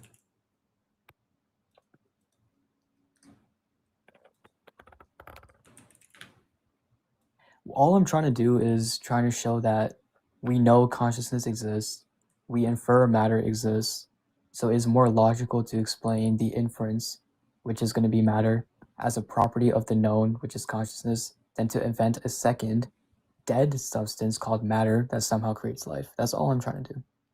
Okay. Do you think that the conclusion here follows from the premises? Which conclusion? The one I just gave, or The one that's on the board? The one that you were supposed to be giving an argument for? Reality behaves with consistent mathematical patterns that exist even when I'm not observing them. Since reality is fundamentally mental, these consistent patterns must exist in a consistent framework. Why'd you just insert premise 3 randomly in there? Where? Therefore, there must be a transpersonal universal mind that maintains these patterns outside of human consciousness. Yeah, so premise 1 to 3 is true. Okay, and then the conclusion just doesn't follow. A single mind. That's irrelevant. You don't think it's relevant for the conclusion to follow? Premise 3. You don't think the conclusion should follow from the argument? Premise 3 is the conclusion. That's what you were asked to. Premise 3 is not the conclusion. Therefore, there must be a yeah. Premise 3. Okay, even if we took out this, I guess there's like a couple things to untangle here. The first is that what you were asked to give a justification for was premise 3 of the argument that you gave earlier. It kind of feels like you've jettisoned that argument, but you don't want to say that you've jettisoned it, so you're pretending like you haven't. But what is jettison? I don't know. Like, you've like gotten rid of it. You've like swept it under the rug. Yeah, I realized that wasn't the question. Okay, sure. Well. So, then your argument's going to be something like that, I would assume. You can delete the third premise 3, but yeah. The third premise, you don't want to delete this. Delete, because that's the conclusion. This is just saying that from 1 and 2 it follows that there must be a transpersonal universal mind that maintains these patterns outside of human consciousness. Therefore, there must be a transpersonal universal mind that maintains that. Like, okay, if you don't want to take premise 3 out, otherwise it becomes invalid. Okay, sure. I mean, premise 3 and the conclusion look exactly the same. So premise 3 is a conditional. The conclusion is not a conditional. Premise 3 is saying if premise 1 and premise 2 are true, then there must be a transpersonal universal mind that maintains these patterns outside of human consciousness. What? Whereas this one, the conclusion is just that the conclusion is not a conditional. It's just there must be a transpersonal universal mind that maintains these patterns outside of human consciousness. Dude, I'm reading it. Premise 3 looks exactly like the conclusion. Okay, premise 3 is a conditional. The conclusion is not a conditional. It looks exactly so a conditional is an if-then statement. Premise 3 is an if-then statement. The arrow indicates if-then. Like, it's like 1 and 2 implies, which just means like if 1 and 2 are true, then, and then, this next part is true. Sure, yeah. I don't see where that issue is. You were telling me to take this out. If you take this out, the argument becomes like invalid. Okay, sure, that's fine then, if that makes it valid. Okay. So reality behaves with consistent mathematical patterns that exist even when I'm not observing them. Since reality is fundamentally mental, these consistent patterns must exist in a consistent framework. Okay, why would I think that the second premise is true? Because reality is fundamental. Okay, yeah, I can give the syllogism for that. Yep, sure. And the conclusion of the syllogism is that reality is fundamentally mental. The conclusion will be there is no logical necessity to assume matter exists as a mind-independent experience. The conclusion that you need to argue for is that reality is fundamentally mental. Which is the same thing, pretty much. No, saying my position is not necessarily false is not the same thing as saying like my position Okay. is true. Sure, yeah, you can make that the conclusion. So Okay. premise 1. Yep. Premise 1, all things we can know or verify exist as qualities of experience. All things we can know are verified as qualities. Or verify exist as qualities. Exist or are verified? All things we can know or verify Verify, exist. as qualities of experience. Okay. Matter is described and understood entirely through these qualities of experience. Matter is described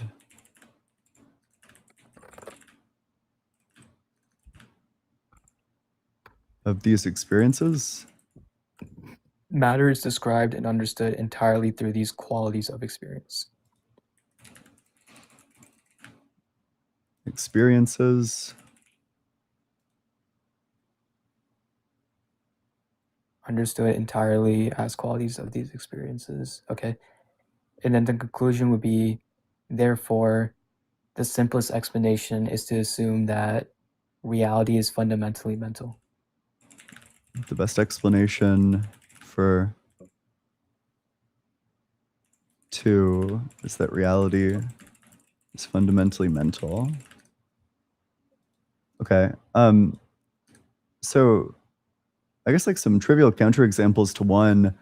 I don't know, like numbers exist.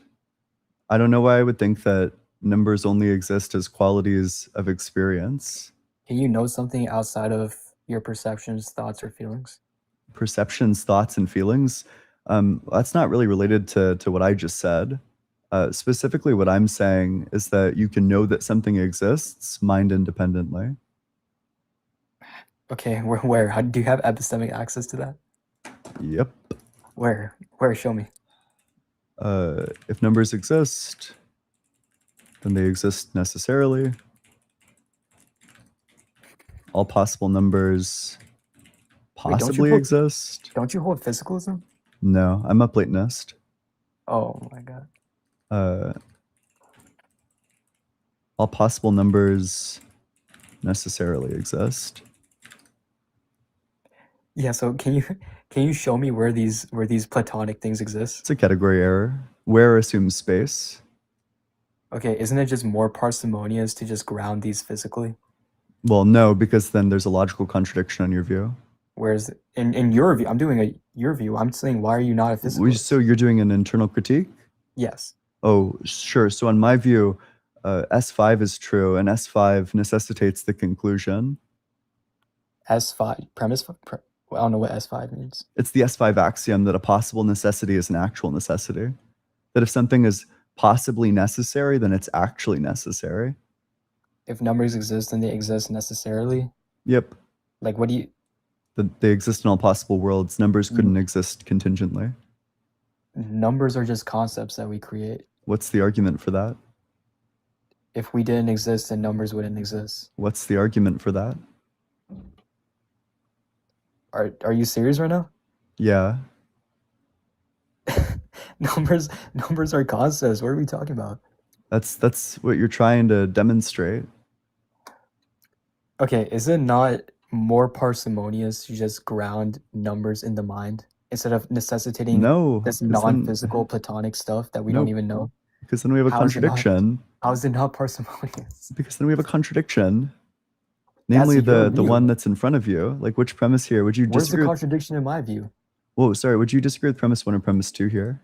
I'm not saying your argument's illogical, but it's clearly Okay, unparsimonious. so you agree with premise 1, you agree with premise 2.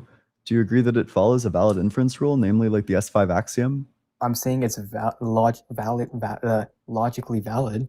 So it's But so logically is- so is- valid. You agree with the so is my argument. premises. That means the conclusion is true. Again, something can be logically valid but not actually true of reality. If the premises are true and it's logically valid, then the conclusion is true. The premises are not going to be true. I don't think they're true. Okay, they which are valid. premise They are do you deny here? I don't think numbers exist necessarily. I think they're contingent. You disagree that if numbers exist, then they exist necessarily? Yeah, they're contingent. Okay, so there are some possible worlds where numbers don't exist. Logical possibility does not entail metaphysical possibility. That's great, but that's, you know, Cool. you're throwing in like a fun fact there. I'm not. Do you think that answered the question? What do you mean? Okay. You think that they exist contingently, so you're saying that there are some possible worlds where they don't exist? I can conceive of a world where they don't exist. That doesn't mean it actually exists like that. You're saying that they, okay, I think you're a bit confused about your own No, I'm not. terminology. No, When I'm you not. say You're- contingent, what do you mean by that? that Do they're you even know dependent what on- the word means? It's a contingent truth. Okay, dependent. sure. So you're saying that they're dependent. That would be equivocating because I'm saying specifically that they exist in all possible worlds. Logically, I can logically conceive of a world where numbers don't exist, or numbers are necessary. That doesn't mean they are. Wait, what? Say that again? You can conceive of a world where they're necessary and it doesn't follow from that fact? Like, how does that interact with the That argument? doesn't make it metaphysically the case. Would you agree that if numbers exist, then they would exist in all possible worlds? They don't have to exist in all possible. I can conceive of a world where they So don't you exist. think that, I'm just trying to get clear on your position here. So you do think that there are some possible worlds where numbers don't exist? Yeah, I think it's possible, yeah. Okay, sure. I can provide the contradiction for that view. Okay. If numbers exist contingently, then in all possible worlds, there is a true fact about the number of possible worlds in which numbers exist. If a fact about the number of possible worlds in which numbers exists, then numbers exist.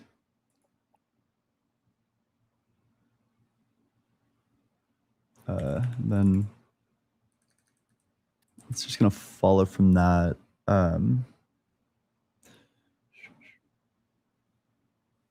Necessarily, yeah, sure. Then numbers cannot exist contingently.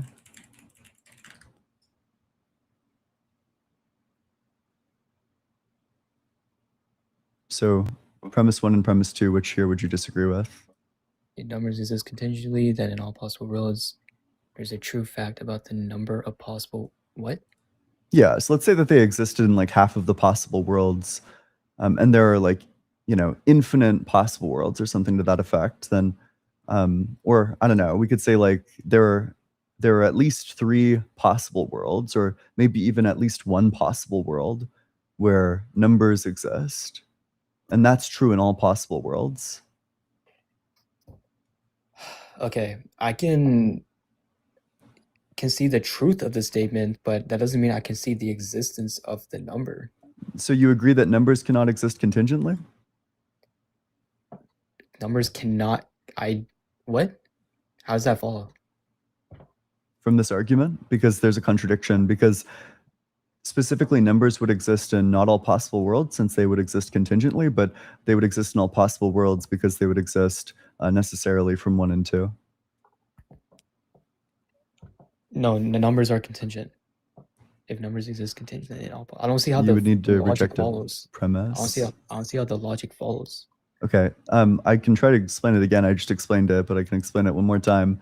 So if numbers exist contingently, then they exist in some possible worlds, but not all possible worlds. However, there's a fact that's true in all possible worlds about the overall number of possible worlds that numbers exist in. So for example, in all possible worlds, it's true that numbers exist in at least one possible world if they exist contingently. So there's a fact in all possible worlds that posits a number of possible worlds in which numbers exist, which means that numbers would exist in all possible worlds, which means that they can't exist contingently because they would exist necessarily, since they would be in all possible worlds.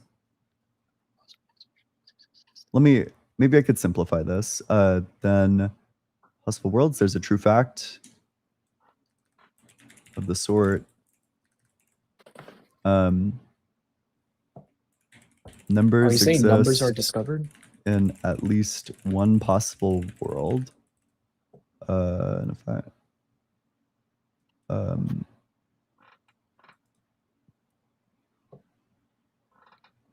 okay, if in all possible worlds, or wait, I guess like if the fact numbers exist in at least one possible world exists, then numbers exist. Or I guess maybe we'll do baby steps. Then the number one exists.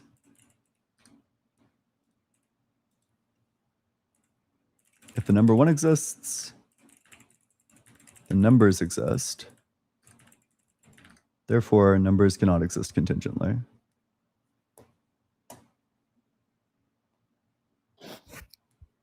So I still don't understand the argument. If the fact numbers exist and at least one possible world exists, then yeah, can you explain premise 2? Yeah. If the fact that numbers exist in at least one possible world exists, so if this fact is true, then the number one must exist because this fact posits the number one. The number one is posited by this fact. So if this fact is true in all possible worlds, then one must exist in all possible worlds. Oh, dude, you're just, yeah, again, so this goes back to what I was talking about, right? There's a difference between ontological existence and logical consistency, right? So you're confusing logical possibility with ontological reality. Which premise here are you rejecting? Again, this is you're falling for the same Filbro trap. I'm not saying that the argument is invalid. But which premise are you reject? Well, okay, wait. You need to. I think you're getting confused. You can think that all three premises are false, but still it's a valid argument. Validity just talks about the structure of the argument. It says nothing about the content of it. So, for example, you know, the sky is green. If the sky is green, then snow is green. Therefore, snow is green. That's a valid argument. However, it's not a sound argument, and the premises are both false. Dude, by this logic, I can say like the fucking the Danny DeVito exists in at least one possible world as a necessary being, then it exists in ours. Like, this is why you can't use I'm a logic. necessitarian. I don't even know what that means. This is Filbro I nonsense. think, well, okay. I mean, no disrespect, no disrespect. You came on here to talk about philosophy, and when it gets like too philosophical, then you don't really want to continue with the conversation. It's just kind of like a weird like back and forth. Science is more important. Okay, but which premise here do you reject? It doesn't matter about whether they're valid. The argument is valid or not. I'm sure it's valid, I guess, but like, I'm not asking. It doesn't matter. I'm not asking if you think it's valid. I'm asking if you agree or disagree with the premises. I tried to clarify for you what validity was. When I ask you which premise you disagree with, I'm not asking you if you think it's valid. I'm asking you of premise 1, 2, and 3, which one do you disagree with? I don't disagree with any of them. I just say that it doesn't. Okay. It isn't a good way to prove anything into existence. Okay, sure. So you agree with all the premises. Do you agree that it follows an inference rule such that if the premises are true, then the conclusion follows? What do you mean by that? Like modus ponens? Yeah, like something of that sort. Sure. Well, then you're saying that it's a valid argument where all the premises are true. So then you must agree with the conclusion. No.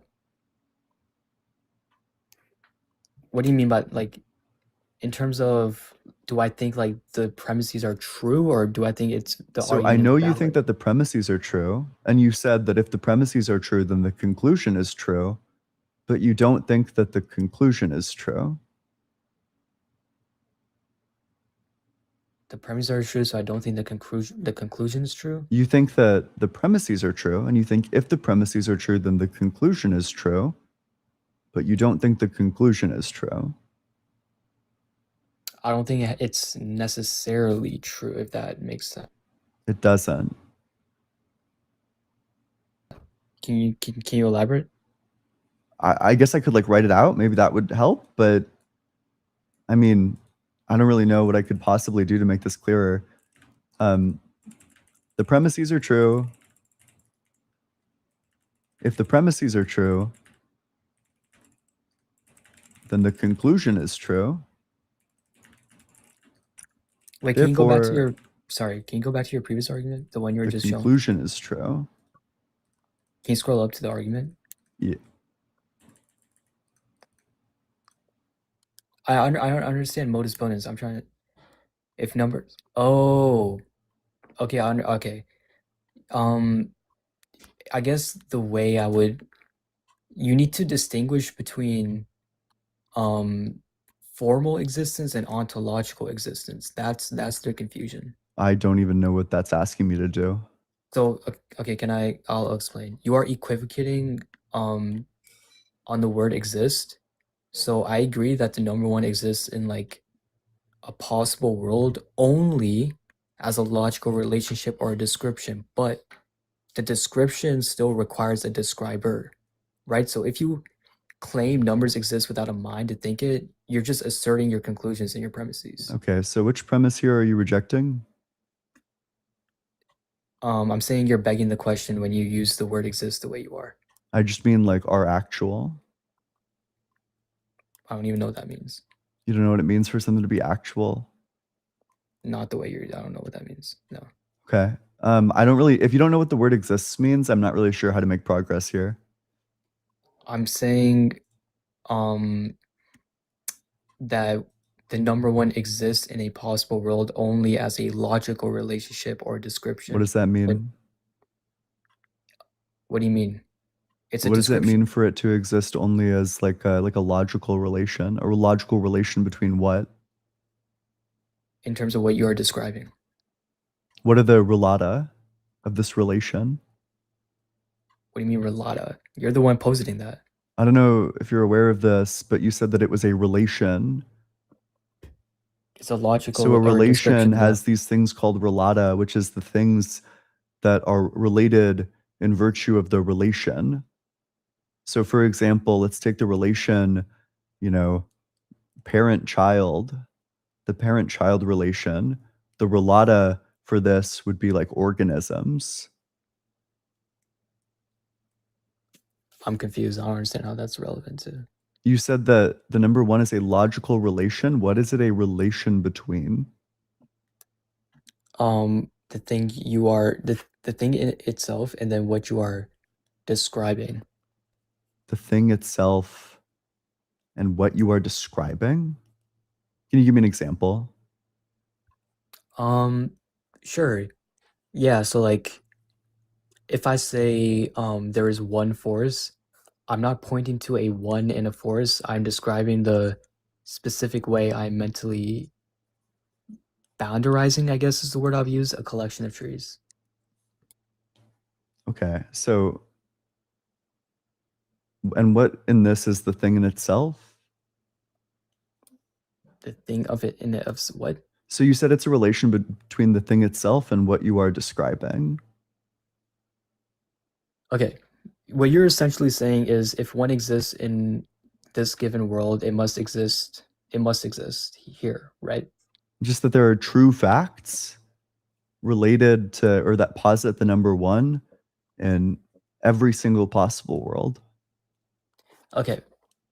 So the logical rule of oneness is valid, but again, a rule is a relationship between mental concepts, right? So the question I asked you, you said the relata and the logical relation is that there's a relation between the thing itself and what you are describing. In the forest example, what is the thing itself?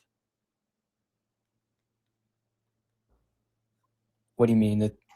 I'm just talking about These how these are you're confused about your own words? the rule. I'm literally reading back to you word for word what you have said to me, and you're confused by it. You said that it like I don't know, man. Are you like is somebody like feeding you help off of Discord? Are you getting this off No, of like bro. ChatGPT? No, It's bro. like why are you unfamiliar with the words that you yourself used?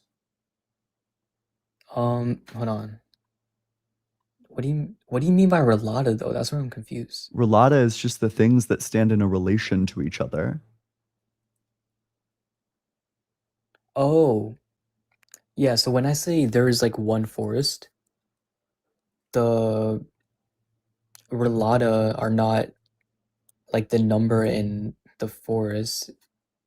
Um, Instead the relationship is going to be between um the um what in terms of my worldview is just going to be what you're paying attention to and the rest of everything else that I'm not paying attention to. So like the focus in the background, I guess is how I would. So you're saying that one is the relation between what you're paying attention to and everything in the background? Yeah. Okay, so when we're in math class and we're adding 1 plus 1 to 2, what's like how would this map onto there? Well, we're not talking about math, we're talking about ontology. So if a relationship cannot be more necessary than the things it relates. So if the relata are, in my worldview, if the relata are mental experiences, then the number is contingent upon the mind. How many gods are there? One, Oh, and is that as necessary as the thing that's being described?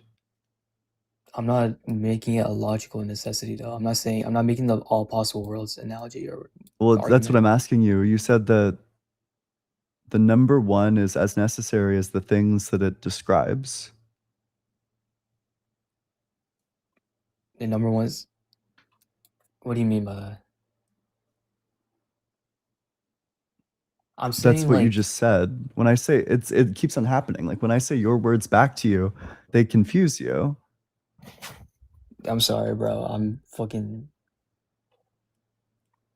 trying to understand what exactly you're trying to say. I'm literally okay, that's like the really confusing part because all I'm saying is exactly what you said to me like just a couple of seconds earlier. I'm confused by your confusion, frankly.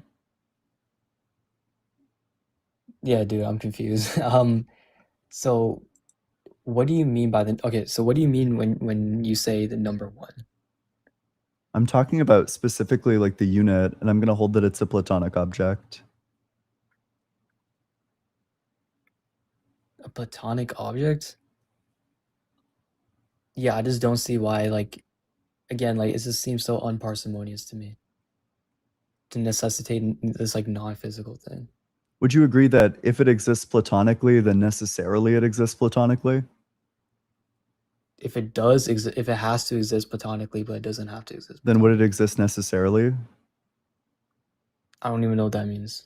It just means that it exists as an abstract object outside of like time, space, etc.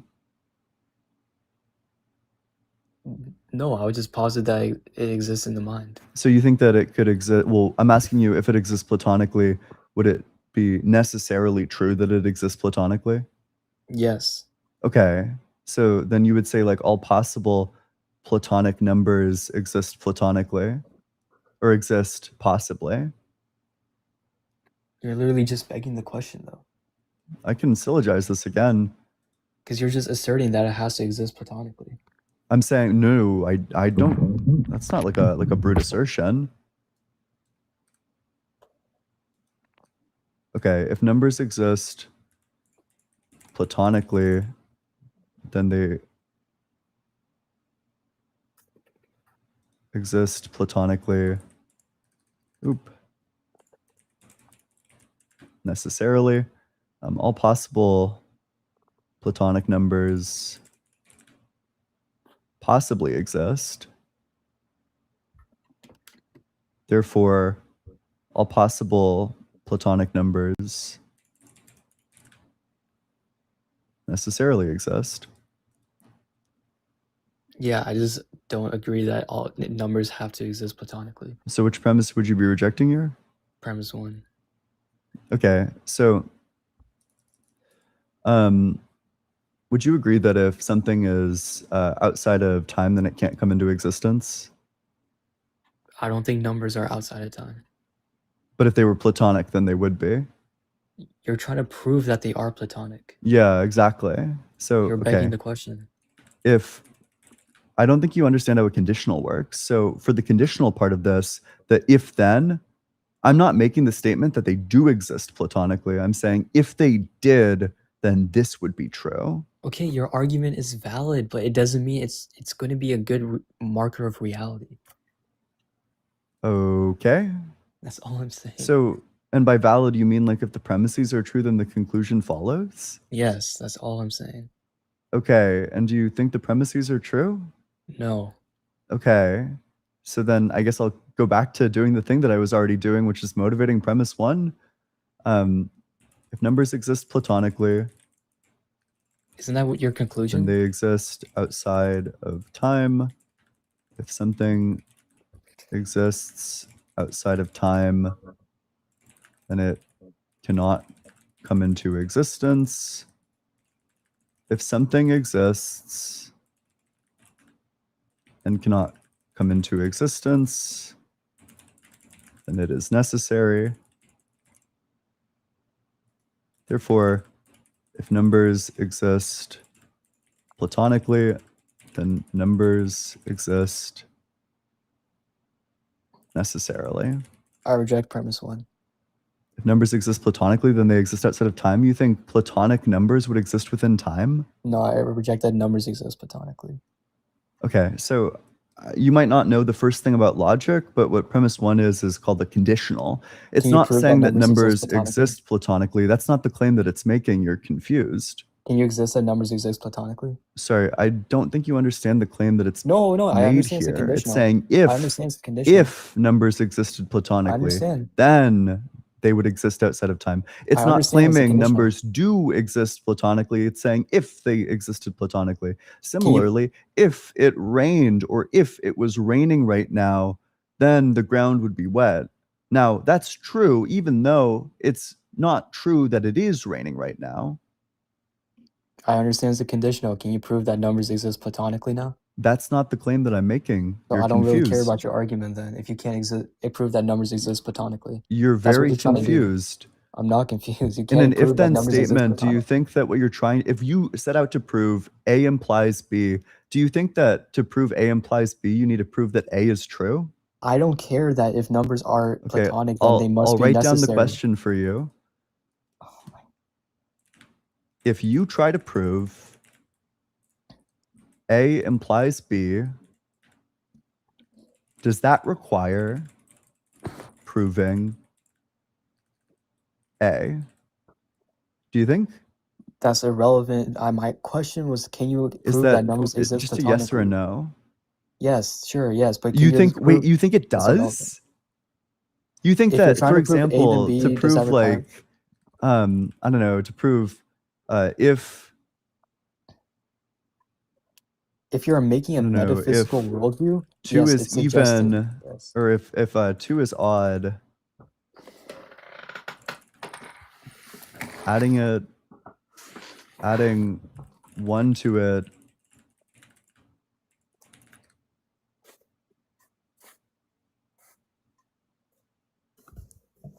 like, do you think that this is true? Like,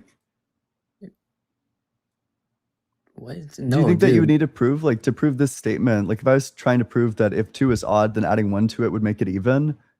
Do you think No. that that requires proving that 2 is odd? In order for something to be valid, yes, you don't need to prove that A requires B, but if you're going to make an ontological claim about the world, it is recommended that you These certainly somehow are have philosophy instantiated words. for They're A. just not relevant. I'm asking you the initial I guess, like, question. maybe I could give you, like, a better example. If squared circles, or I don't know, if a teapot existed in outer space, then it would exist in outer space. Do you think that to prove that if a teapot existed in outer space, then it would exist in outer space requires you to prove that a teapot actually exists in outer space? No, it's still logically valid, but I'm Sure, not then you asking. actually disagree with this. But my You think the answer is question, no. no, and I agree. I'm saying, but you're not understanding Okay, what I'm trying to I say. don't know why you're being so bad faith now. I'm not. The You question you I'm agree literally, that you don't need to prove A to demonstrate that A implies B. where is the So argument that numbers exist platonically? that's what we're getting to. You need to Okay, engage get with to the it. argument. Okay, that syllogism is valid. Cool. Can Okay, you so you accept the conclusion that if numbers exist platonically, then numbers exist necessarily? sure? Okay. So of this, like, what would you reject? So if numbers exist platonically, then they exist necessarily is the thing that we first established. All possible platonic numbers possibly exist. Do you agree with that? Sure, that's valid. Sure. Then you agree that all possible platonic numbers necessarily exist. If numbers exist platonically, then they exist necessarily. All possible platonic numbers possibly exist. All possible. What does that mean? Just all the ones that are possible, all the ones wherein there's some configuration of reality in which they exist. I don't understand. Like all the possible numbers that we can conceive of. Just all the numbers that are logically possible. All the numbers that like 1, 2, 3, but like it can't be like Yes. a contradiction. Yes. But that doesn't mean that Mm. if numbers exist platonically, then they exist necessarily. I guess I would reject all possible numbers exist necessary. Yeah, this is circular reasoning. It's not. Which premise do you reject? Because you're saying that for the conclusion to be true, premise 1 would be true, but that's exactly what you're trying to argue in the first place. Which premise do you reject? Premise 1. I just proved it. You literally just accepted premise 1. If numbers exist platonically, then numbers exist necessarily. Yeah. If numbers exist platonically, then they exist necessarily, all possible platonic. Therefore, all possible. I can't read the conclusion. If numbers exist platonically, then numbers exist. No, for the bottom syllogism. That all possible platonic numbers necessarily exist. Yeah, I just don't see how this is like gonna like.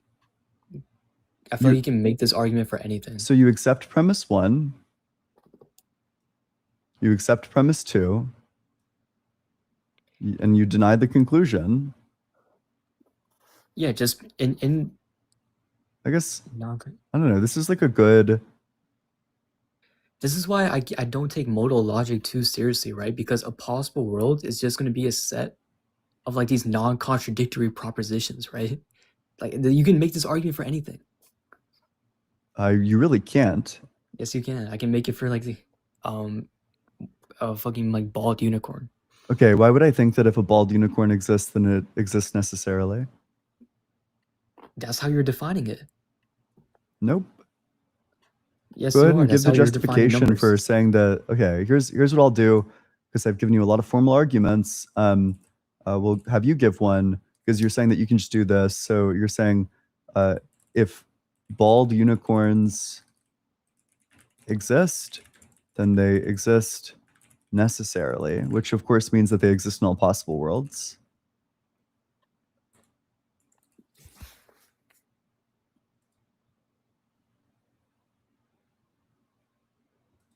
Do you want me to do something?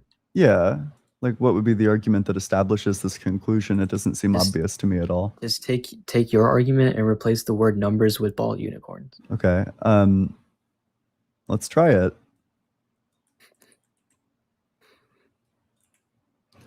If bald unicorns exist Platonically? platonically, Keep that. are you saying that they have like a platonic form? Yes, keep that. If bald unicorns exist platonically, then they exist outside of time. If something exists outside of time, then it cannot come into existence. So the contradiction on your view... No, keep going, keep reading. Yeah, wait, I'm telling you the contradiction here, which is No, keep establishes read their the whole thing. impossibility. No, read the whole thing first and then get Whoa, into sure. the contradiction. Sure. I can grant if you're talking about not balding unicorns, but platonic bald unicorns, then the premise that it would fail on is the possible premise, namely that there would be a contradiction, that they're supernatural, but on your view, only natural things exist. What? You didn't say that earlier? Are you forgetting the position that you hold? This What? is Do you irrelevant. think? Wait, sorry. Do you think that supernatural go back things and read the exist? syllogism. Why you If dodging? everything is natural, do supernatural things exist? No, go back and read the syllogism. If everything is natural, I'm not letting you pivot. I'm not letting you pivot. Yeah, I'm Read telling the you exactly syllogism. which one. Sure. Okay. I'll type Read up it. both of the syllogisms No, and we'll read the explain to initial you. one. Read the one all Whoa, the way. let's just calm down. There's really no Okay. reason to be getting this excited. If bald unicorns exist platonically, then they exist necessarily. All possible bald unicorns possibly exist. Therefore, all possible platonic bald unicorns exist. Bang. So the one that I would reject is 2. Why? Because supernatural things don't exist in a naturalistic worldview. How are they supernatural? Because they are by definition magical. You can literally look that up. Platonic bald horses. Sure, platonic bald horses. There we go. Sure. Yeah, I could grant that they have like a platonic existence. So platonic bald horses exist. Yeah, sure. Okay, W concession. What's the concession there? Holy fucking Iran. Damn. That's literally just the platonic view, that all these things have like a platonic form to them. I'm sorry if you think that like the worldview is absurd, but like saying nah and then like running away. Damn, that's brutal. Okay. Well, make sure you're double tapping on that screen, sharing it with your friends, doing all that good stuff. If you're in that guest request box, make sure that you're 18 or older, and make sure that you believe in the God of the Bible, the Torah, or the Quran. I mean, if you think like all of Platonism is absurd, then I don't know. Maybe you should publish your findings in a philosophy journal and disprove all of it. What is the Phil survey? Like the Phil people survey?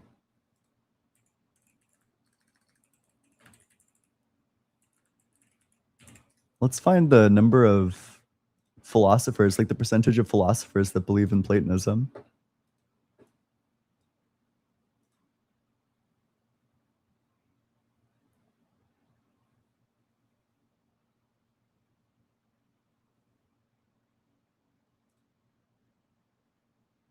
Where are the results? The results.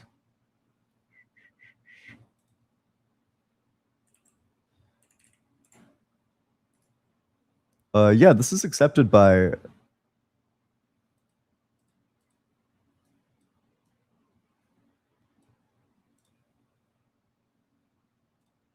yeah, it's accepted by 37% of professional philosophers compared to nominalism, which is accepted by 41%. I mean, if you think that the position that's held by like, I don't know, like 40% of all professional philosophers is like so absurd that it doesn't even require like a response, then it probably reflects your lack of engagement with the field.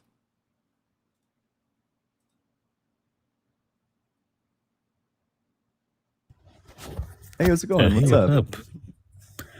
I was gonna come up like at the time when you had the guy talking about kidneys, when he was mentioning the heart. I wanted to add something. Maybe you would like to use it sometime. Sure. Yeah. Have you heard of rheumatic heart disease? No. Okay. Have you heard of rheumatic fever? No. Okay. So essentially, whenever you have like a group A streptococcal infection, after the infection clears up, a lot of sometimes what happens is the immune system thinks your heart valves are still the bacteria, because the heart valves have a specific protein called the M protein, in which it mimics or looks like antigens on the bacterium. So your immune system starts attacking your heart after clearing up a bacterial infection. Wait, what's the name of this? And that would be very, What's the name of this? Rheumatic fever. How do you spell that? RHE. RHE. UMATICFE. TAIC. Oh, okay, sure. And then fever. Yep. Sure. It's pretty interesting how God would this would imply that God intentionally added a specific protein on heart cells that looks like a specific type of bacteria to cause your immune system, after curing you or healing you from said bacterial infection, to go and attack your heart. Yeah. Oop, fuck. There are some weird pictures on this Wikipedia page. Gah. Sure. No, that's good. I gotta keep that one in the arsenal. Okay, wait. Let's read some supers. I'm gonna be dropping though. I just wanted to share that. Thank you for thanks so much for coming on up. Appreciate it. Catholic Thinker, thanks so much for the $5.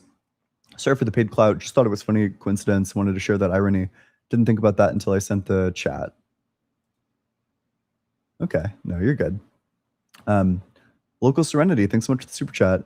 Hey, you guys. Sure. Is that a reference to the Goonies? Most people have to pay to get dommed, and Dr. Fudge, thanks so much for the super chat. Most people have to pay to get dommed and denied like that. You did it for free. I'll pay for him. Whack. Wild even. Phantom Ranger Earth, thanks so much for the super chat. How do you manage to stay so chill dealing with people? I don't know. It's like practice. Unreal Belonging, thanks so much for the super chat. GBP, fuck God and trust in Amitabha Buddha. I don't know. Or, oh no, these are Great British Pounds. That's what it is, yeah. Draconic Dritz, thanks so much for the super chat. The Borg wouldn't want this caller's mathematically precise universal mind. It would not add biological nor technological directiveness. NWN bans, thanks so much for the super chat. These guys cannot comprehend logic, and logic is understanding. If you cannot use logic on your own religious views, you are lost. Sonos Percussion, thanks so much for the super chat. 20, cool Corey, appreciate that. That's awesome. Dr. Fudge, thanks so much for the super chat. I don't know why he keeps bringing up science. He can't do a single experiment that could evidence the conclusion that there's one universal mind. That's true. All right, let's get the next guest up on in here.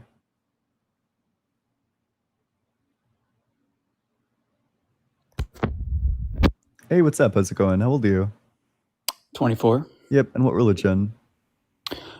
So real quick, actually, I wanted to throw that in there. My girlfriend is very heavily Christian, and I myself identify as agnostic. I'm kind of just looking for some more information for myself to better assist, like, I guess, reaffirm my agnosticism and reasons that I could bring up in conversation with her as to why maybe I don't believe, and for those reasons to have a logical standing, I should say. Okay, what's the state of the discourse? Like, what are you? Well, just mainly that we disagree on the existence, and that's basically it. Sure. I mean, do you have something more specific? Yeah, actually, I do. There was one time when we were having a thorough conversation about it, and I asked her how she could necessarily fully 100% believe in the Bible and a Christian God especially having had professional education and master's degree, etc. How can she believe that without any evidence? And I pointed to the story of Noah's Ark and how if the entire world flooded and one man put every single animal species on one boat, there probably would be some physical historical evidence for that. And I can't find any that exists. And she basically just said, well, I believe in the Bible, or believe the Bible, because it's just how you would believe a person that you fully trust, because Okay. I have faith in that, etc.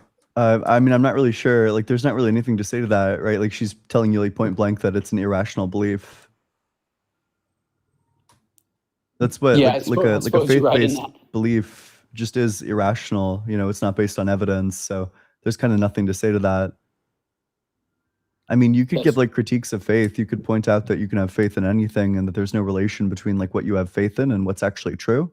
But, you know, I don't know. There's probably like not much to say. Yeah, no, I respect that. Thank you for your opinion. Yep. But thanks so much for coming on up. Yep, have a good one. Oop, fuck. All right, let's go to the next guest. Hey, how's it going? Hello, Yep. How old are you? I am 20, Okay, and what religion? Christian, Okay, what makes you think God exists? So I've heard you talk a lot about the like argument from like time and change. Yeah. I'm just wanting to like inquire you about that because like from I don't know, it seems a little circular, and I wanted to like get your explanation on that. Sure, yeah. Let me put the argument up. So it's gonna be something like change. I don't know, like always existed. If change always exists, or if change exists, then time exists, then maybe I would take from 1 and 2 that it follows that time always existed. Therefore, time always existed. So like, I guess my problem is with premise 1 is that like change always existed assumes time has always existed. Change always existed assumes, okay, sure, I can give the motivation for premise 1. If change did not always exist, then a changeless state changed into a changing state.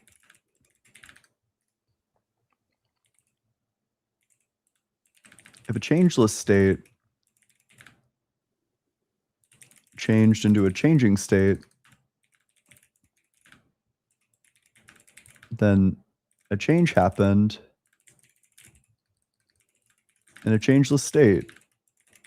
And then like something like change doesn't happen in changeless states. So like I'm kind of like for I guess 1.1. Yeah. Well, actually, what was your definition of like changeless? Just change does not exist. Okay, because I mean, from like a metaphysical standpoint, from what I understand, like when theologians or philosophers talk about a changeless state, is that time like doesn't make sense, or like change doesn't make sense in that context.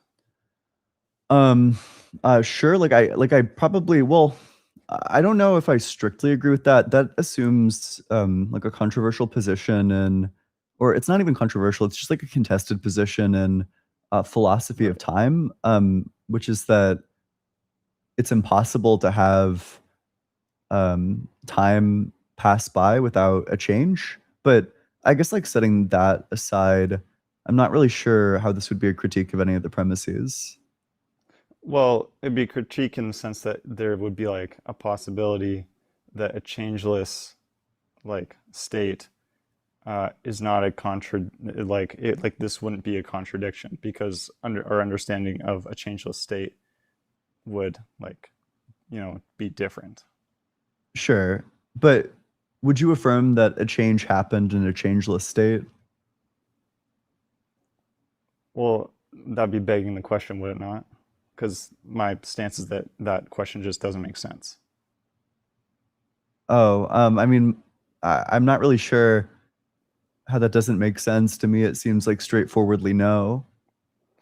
I mean, I understand that it's like I mean, it can like intuitively not make sense, but there's also like infinite regression doesn't also intuitively make sense. So it's less like an I don't intuit it, and it's more like there's a direct contradiction. Like if change happens, then change exists. But if it's a changeless state, then change doesn't exist. Right, but that's again like assuming time, is it not? Like I understand, like I don't know. I guess like the position is that like it's like I don't completely understand the word, but like atemporal, like change happening atemporally does not contradict, Maybe you could help me get like a bit whatever. clearer on this. Which premise here would you disagree with? I guess would be like disagreeing with the definition of changeless, like be something You disagree you that can do. changeless means change doesn't exist? I would no, like I'm saying that the definition of changeless like doesn't make sense, I guess. Or like your You definition don't of think that changeless. you don't think the definition change doesn't exist for changeless makes sense? You don't think changeless is like when change doesn't exist? Something along the lines of I guess what I'm saying is that okay, if we sorry, I'll just read 1.1. If change did not always exist, then a changeless state changed into a changing state. I guess I'm saying like I'd be like saying like what's north of the North Pole, like you're assuming that changeless happened before change, but before and after does not make sense within that context. The word like before and after doesn't appear a single time here. Right, but it's assumed in the premise, is it not? Not in like a temporal sense. It's worded very specifically to avoid that. Do you think change comes into existence at some point? I'm not sure what the philosophical like correct answer to that is, to be honest. I'm Like just trying to get like your take on it. I mean, presumably, if you deny the argument, or if you deny premise one, you would need to say that it comes into existence at some point. yeah, but I'm saying like that saying it comes into existence is itself assuming time. So then the entire argument is circular. Well, then time just trivially couldn't be created, because for time to come into existence, that would presuppose time, which means that you'd have time before time. So time couldn't come into existence under that standard. I don't completely understand what you're saying. There is some like concept of time that I've heard that like I guess there would be that we like live in like a 1D time. I'm not sure if this would like fully relates to the topic, but that like if a 2D time could exist. I'm sorry, maybe I'm just trying to make some progress here. Is there like a definition of changeless that you would prefer?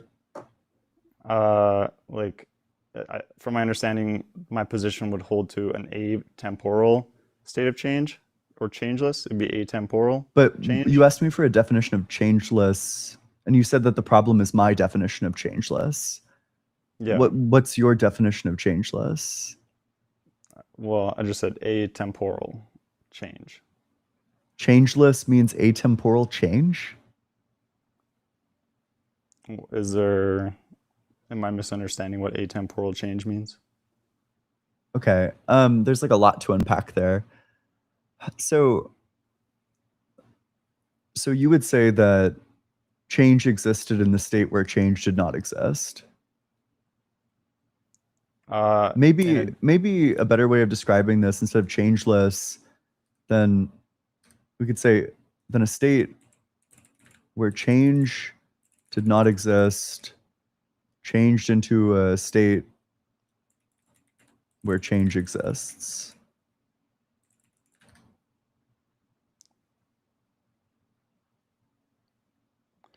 And then if... So do you not feel... I understand, I don't know, because I do feel like you're probably right that that this isn't necessarily going anywhere. Like when philosophers talk about like an atemporal state, do you just think that's like fundamentally, or atemporal change is like fundamentally like just not able to exist? 1 sec, I fucked up my keyboard. What's the command to get off of insert mode? This is the stupidest shit in the world. When your keyboard does random stuff.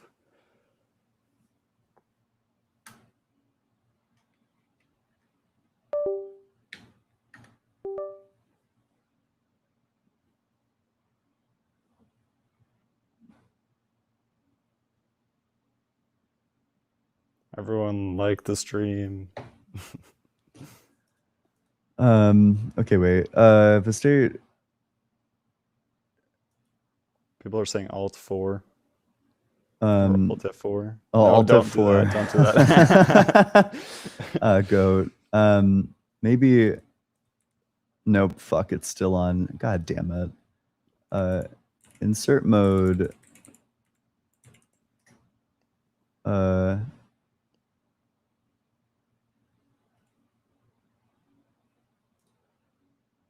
This shit is so stupid. I can't believe it's gonna like fuck me over here. Definitely a little annoying.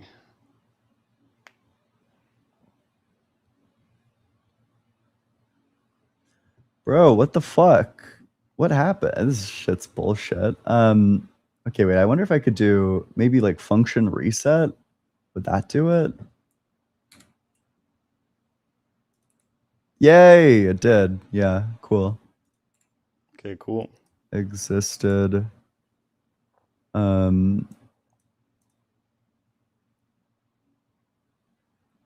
Okay, sure. So if a state where change exists... Oop, fuck.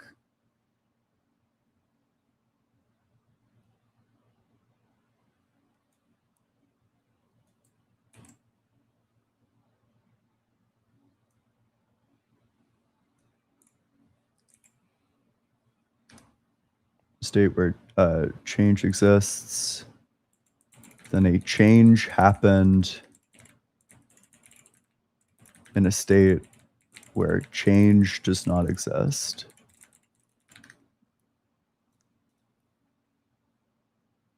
And in states where change does not exist. Okay, sure. So that would be an updated argument to get rid of the word changeless. So now what premises would you reject? Change did not always exist.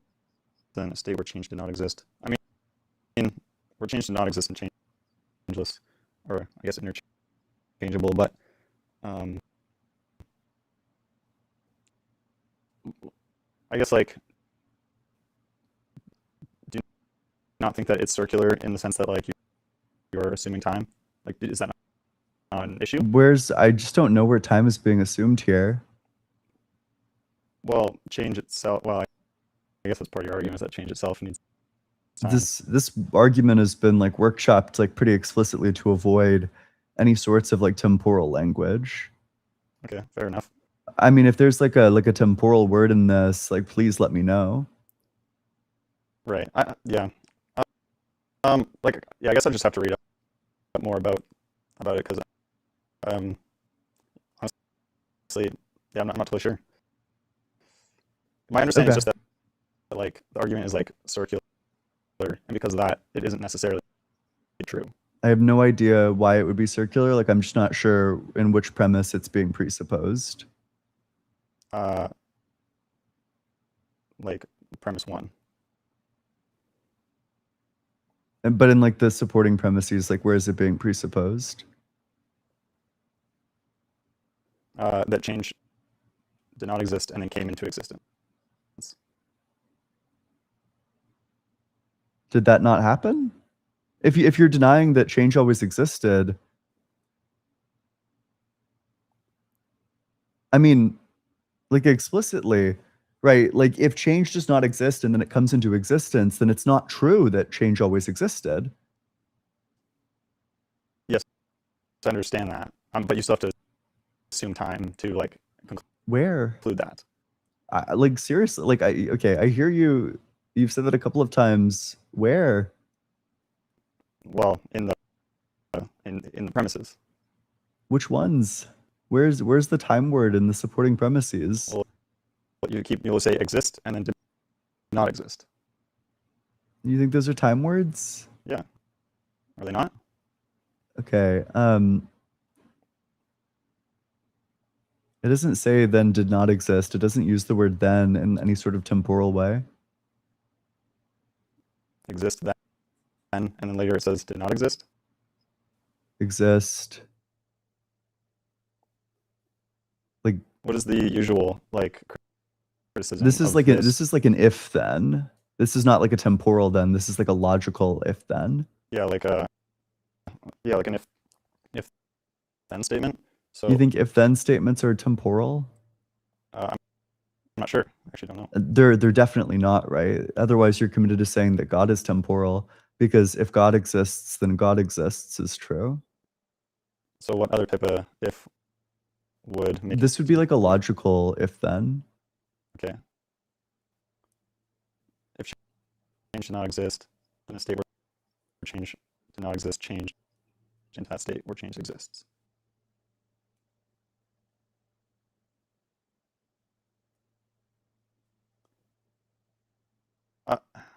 What is the usual like critique? Because you did say that like this is like a contested, or some part of the atemporal part was contested. Wait, why is my audio being so fucked? Sorry, I'm trying to balance a whole bunch of stuff here.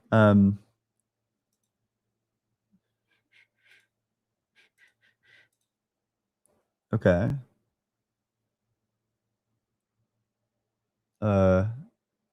Is this...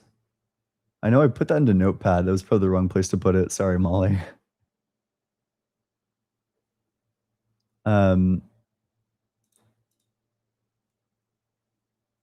Wait, can you say some more words, please?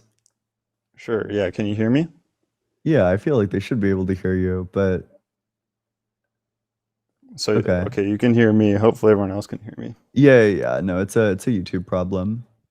We're just working out some bugs here. I see Lou can hear me. Yeah. Okay.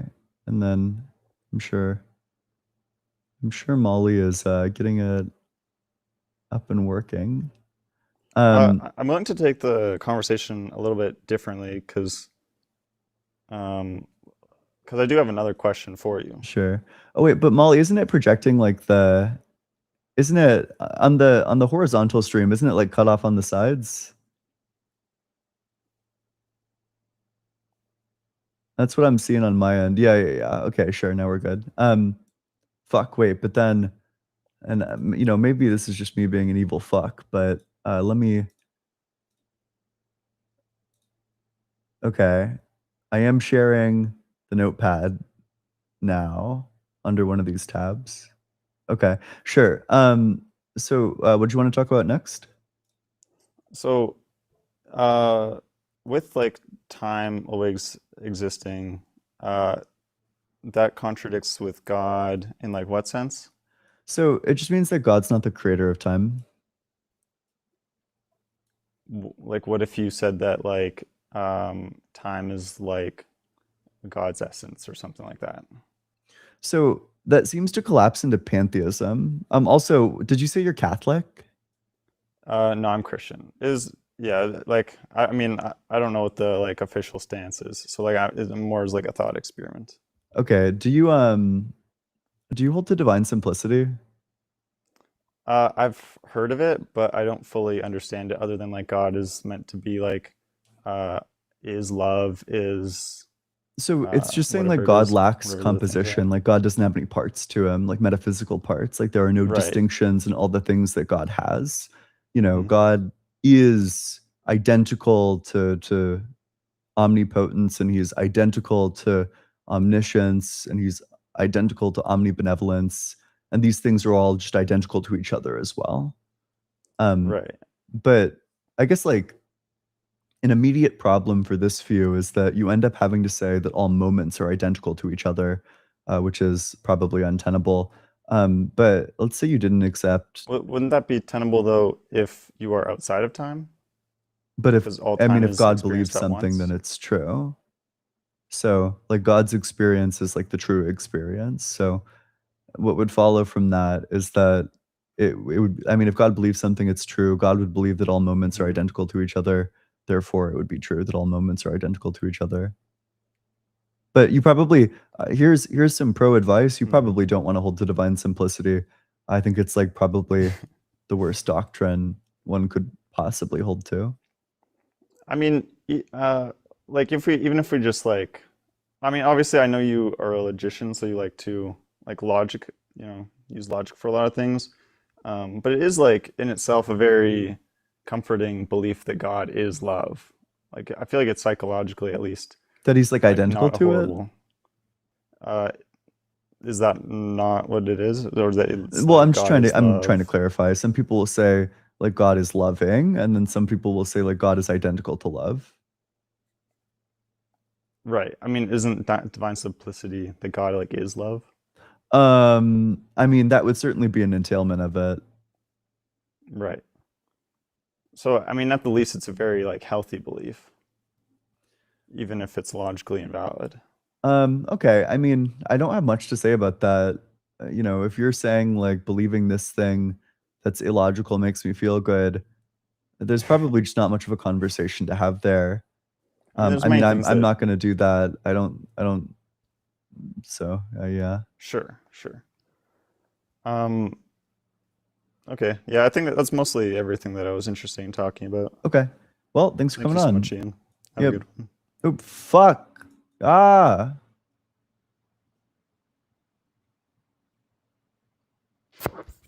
Ooh, Hey, how's it going?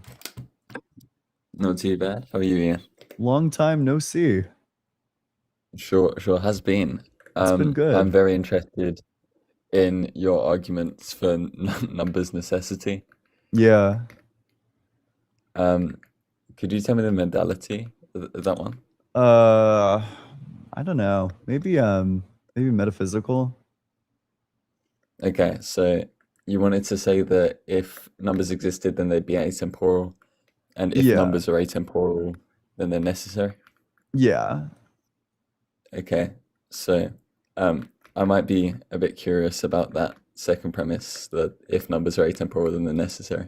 Sure. So if something exists and it cannot come into existence because of course atemporal things can't come into existence, Right. then it must have always existed. And if it always existed, it would then be necessary. Do you hold to like PSR or? Yeah, probably. Okay. I'm also a bit curious about that in that case. Why would you hold to PSR? It seems presupposed in a lot of our inquiry. Maybe I could like appeal to like the trivial reasons, which is that it's just more parsimonious to have a worldview in which everything that could have been otherwise has some explanation for why it's this way, so that you don't have things that could have been otherwise, but there's no reason why they're this way as opposed to some other way, like nothing determined it to be so. I'm not sure if you take a quantitative hit there. Like, if you're making a universal claim like that. So the universal claim specifically is just that like there's like a certain type of entity that doesn't exist, which is that there are no things that could have been otherwise. They're one way, and there's no reason why they're this way. Is this the from ages ago, like the negation is like night to day or something like that? And that I have atheist no Platonism book- fucking. I don't even know what you're talking about. You don't remember that? Oh, never mind. Okay. I'm not too good at abduction on like this weird universal level, but I was also going to ask why you're a Platonist. I think that I actually think like I'm still developing this view, but it's like turbo based, you know, tell all your friends. No, probably don't tell your friends, but I think that you could plausibly explain everything as being grounded in mathematical objects.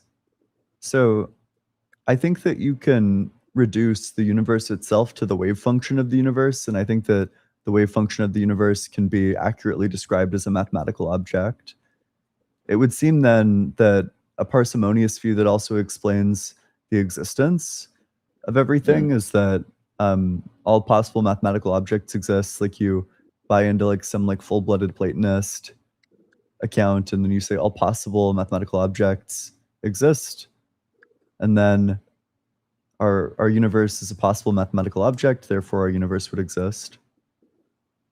Right. That's tanky.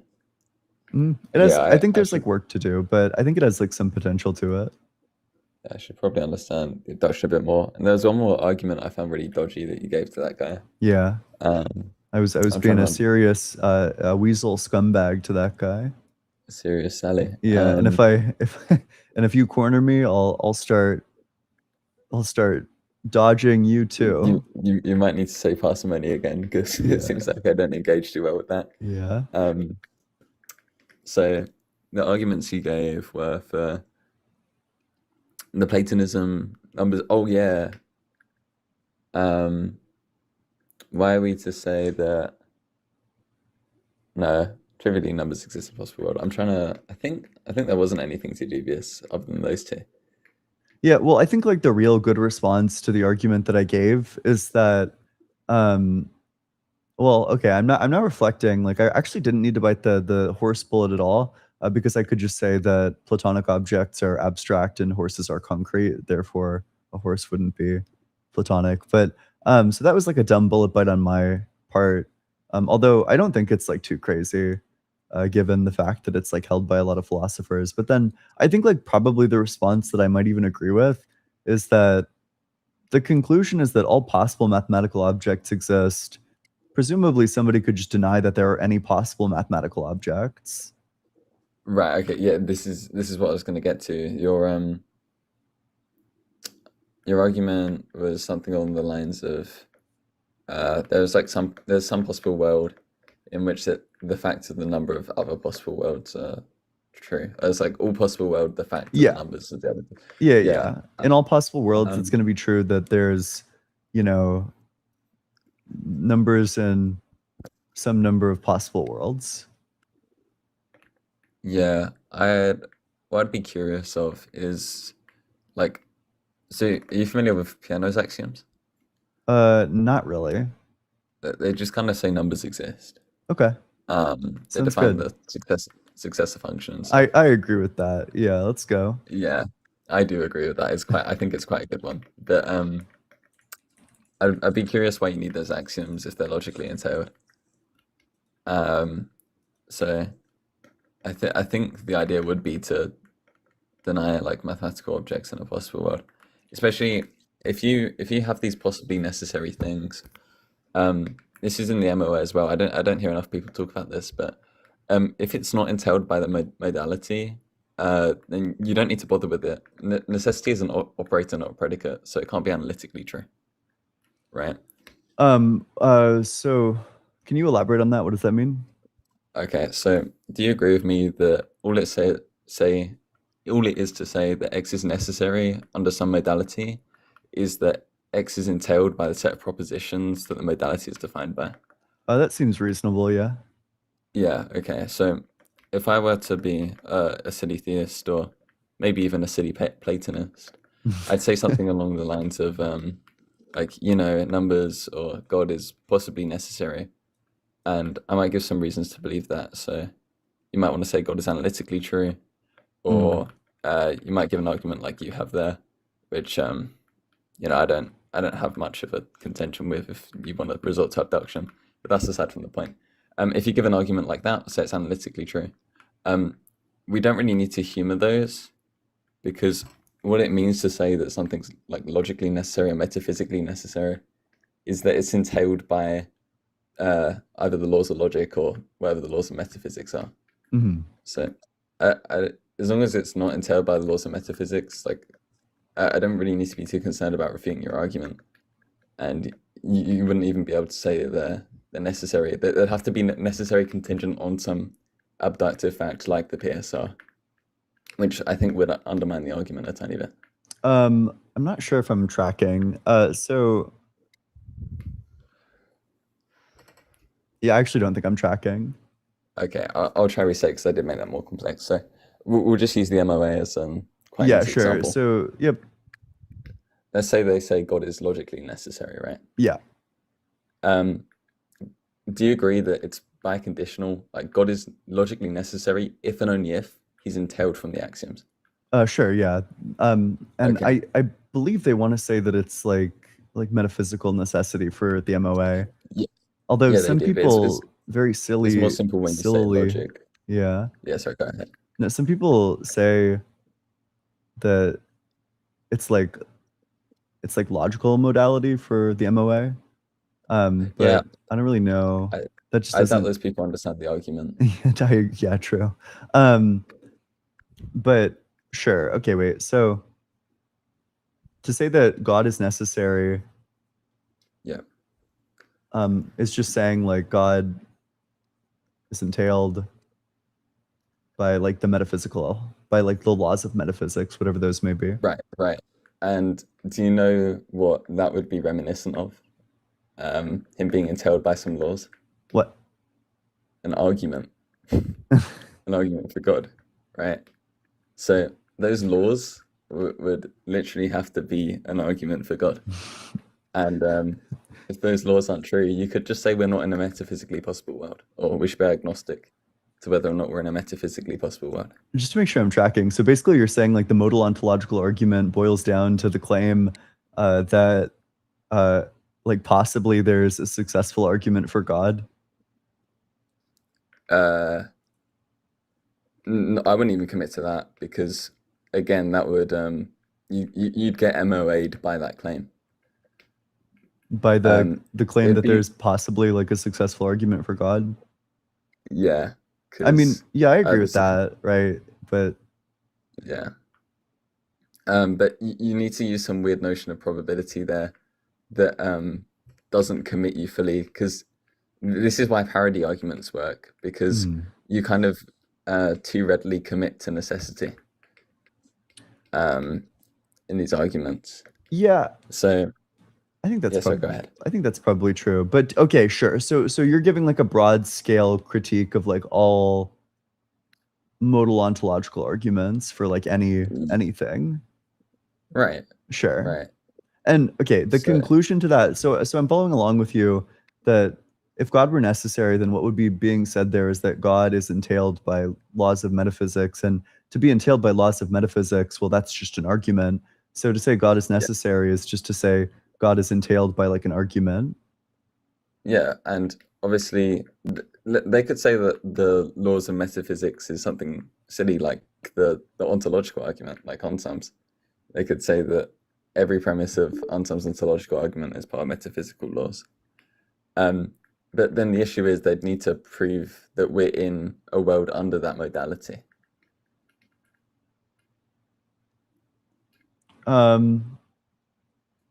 Sure. So it's God is okay. So sure. So then in order to do that, they would literally just need to like give an argument to demonstrate that God is entailed by the laws of metaphysics. Yeah, and then they'd need to give an argument to show we're within the laws of metaphysics too. Or specifically be- that we're possibly within those laws. I think you'd have to say every one of the laws are true. Otherwise, you wouldn't really be justified in committing to the fact that we're within the laws in the first place. But wouldn't it be sufficient to say that possibly we're in the laws of metaphysics that entail God's existence?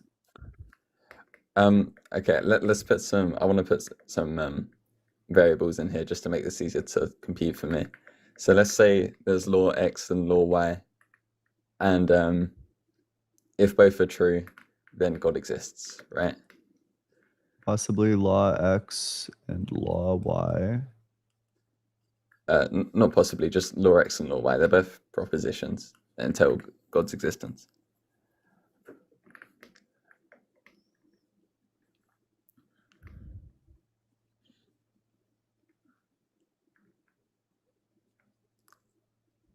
Okay, so these laws, let's say we're agnostic to the truth of them. We're not justified in affirming or denying them.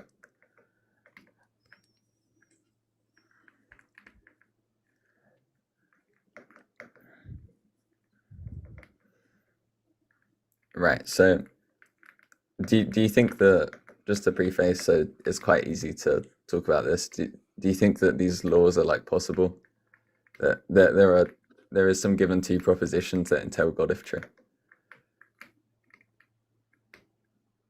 And possible in like the metaphysical modal scope? No, just like logically. I don't know. It's kind of hard for me to know.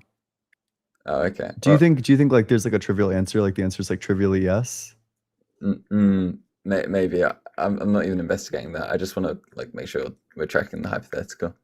I mean, I'm tracking so far that we have like law X and law Y, and together law X and law Y entail the existence of God, and that we're not interested in denying them or affirming them. We're remaining agnostic to whether or not law X and law Y are true. Okay. And let's say we have modality Z. Yep. And modality Z is composed of law X and law Y. Sure. Okay, so God would be necessary under modality Z. Sure. But obviously this doesn't entail God being true, God's existence being true in our world. It just means if we are in modality Z, is how you should actually be pronouncing it, then then God would exist. Yeah, but obviously we're agnostic to the laws of modality, so we shouldn't believe we are.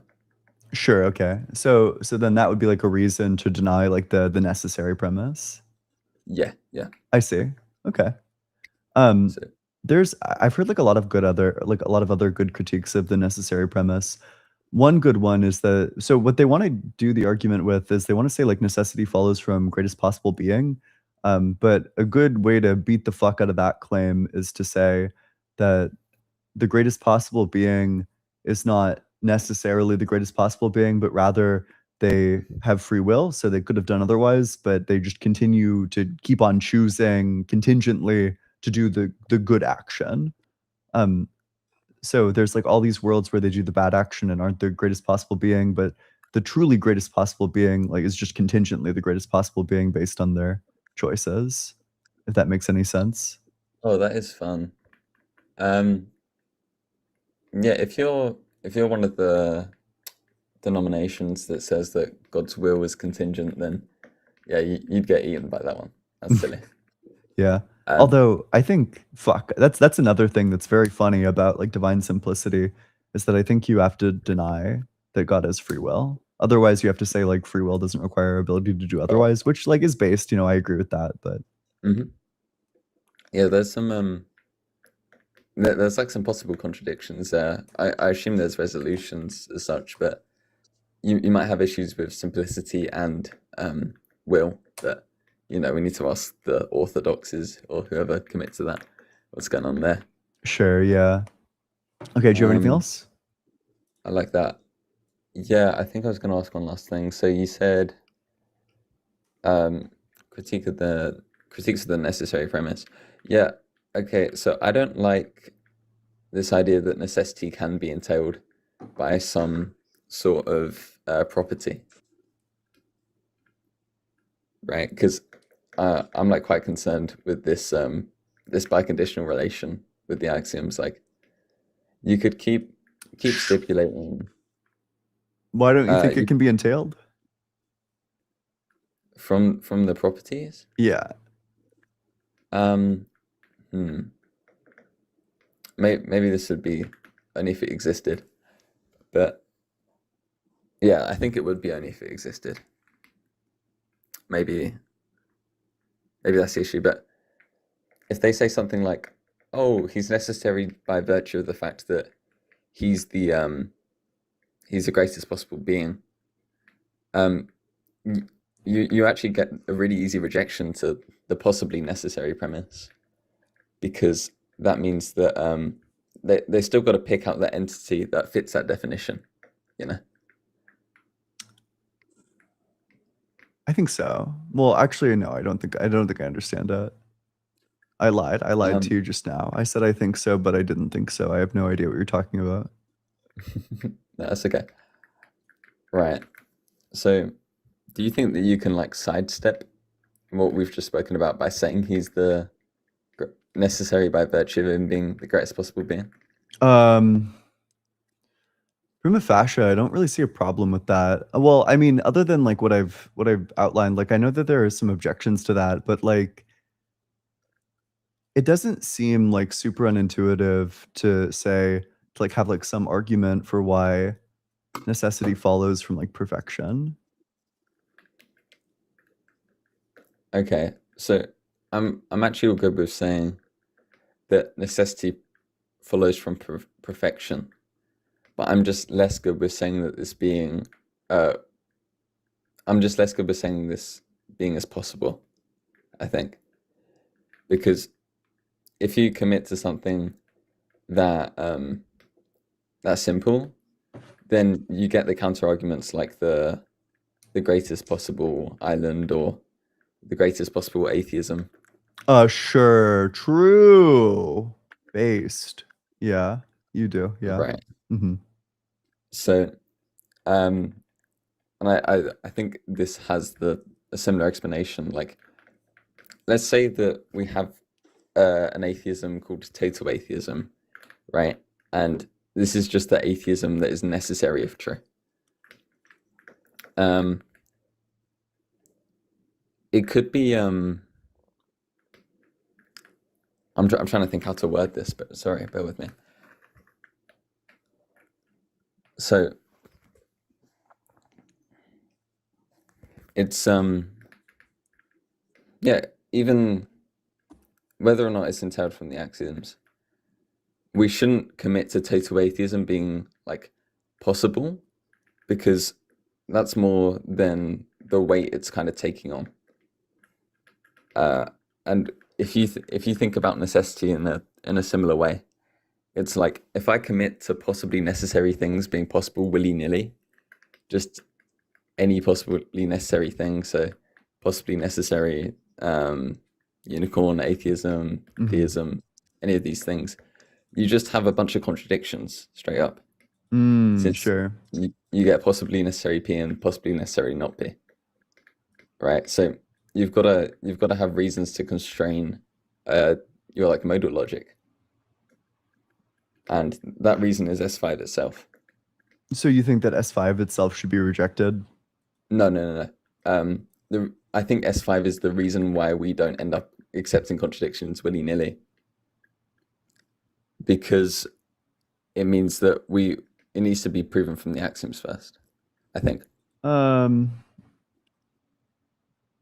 man, I don't know anything about like accessibility relations. I think that's what S5 is talking about. This might be where I think I'm like super not tracking. In fact, I don't think I've been tracking for like quite some time. I'd say okay. I don't know. We should have this conversation at a different date. Yes, that's all right. I'll request up another time. Okay. All right. Yep. Thanks for coming. All right. Hey, let's read some supers. When you're afraid of the S5 axiom, true. I'd love to see Ian press Christians. Chase Martin Physics, thanks so much for the super chat. I would love to see Ian press Christians on Matthew 10:23, Matthew 16:28. Let's check them. What do we got?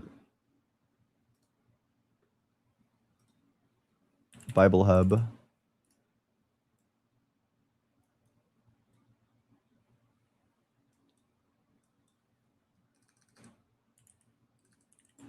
Matthew 10:23. When they persecute you in town, flee to the next.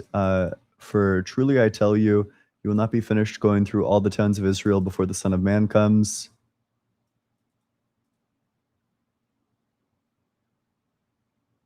Huh. Israel is like it's like a relatively like small country. I think presumably if you really set your mind out, if you really set your mind to it, I think you could probably do that over the course of like a year. I don't want to be like fucking crazy, but like a year.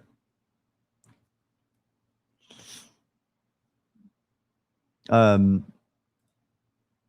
fuck! Wait, I moved on way too soon. I have way more verses. Matthew 16:28. Yeah, I think I've run that one before. 24:34. Molly, what comment section? Truly, I tell you, this generation will not pass away until all. Yep. No, I bring these up like occasionally. It's just all the ones that are like he won't pass away until all this stuff, like you won't die until all this stuff has happened, but of course they haven't.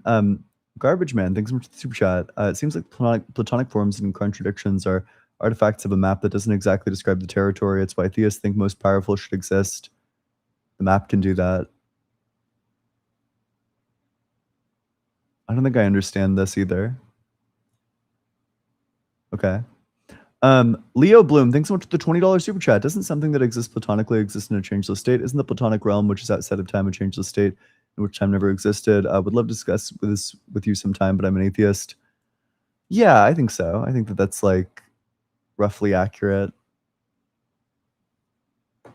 I don't know. Could be. Catholic Thinker, thanks so much for the super chat. I'm 33 Catholic, so by his Rich's logic, you should listen to me.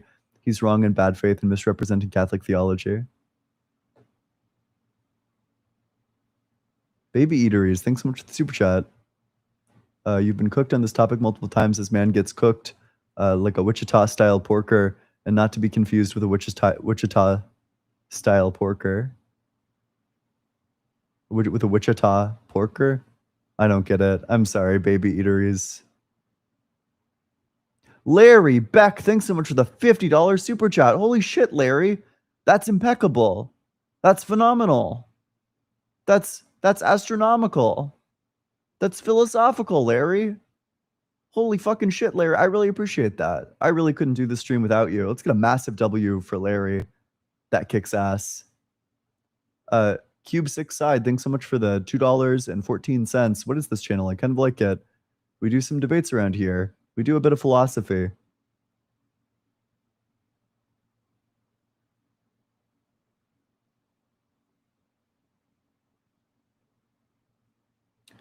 D1 Rage Baiter, thanks so much for the super chat. Not a God-related question. Are casinos morally wrong or evil? I don't know. I go back and forth on this. I'm still trying to decide whether or not I think that the obligation of a society to its people is one of ensuring like a live and let live, or whether or not society should try to produce like good outcomes in people. Like specifically, society should do more than live and let live. Society should incentivize towards a specific life, namely one in which people flourish.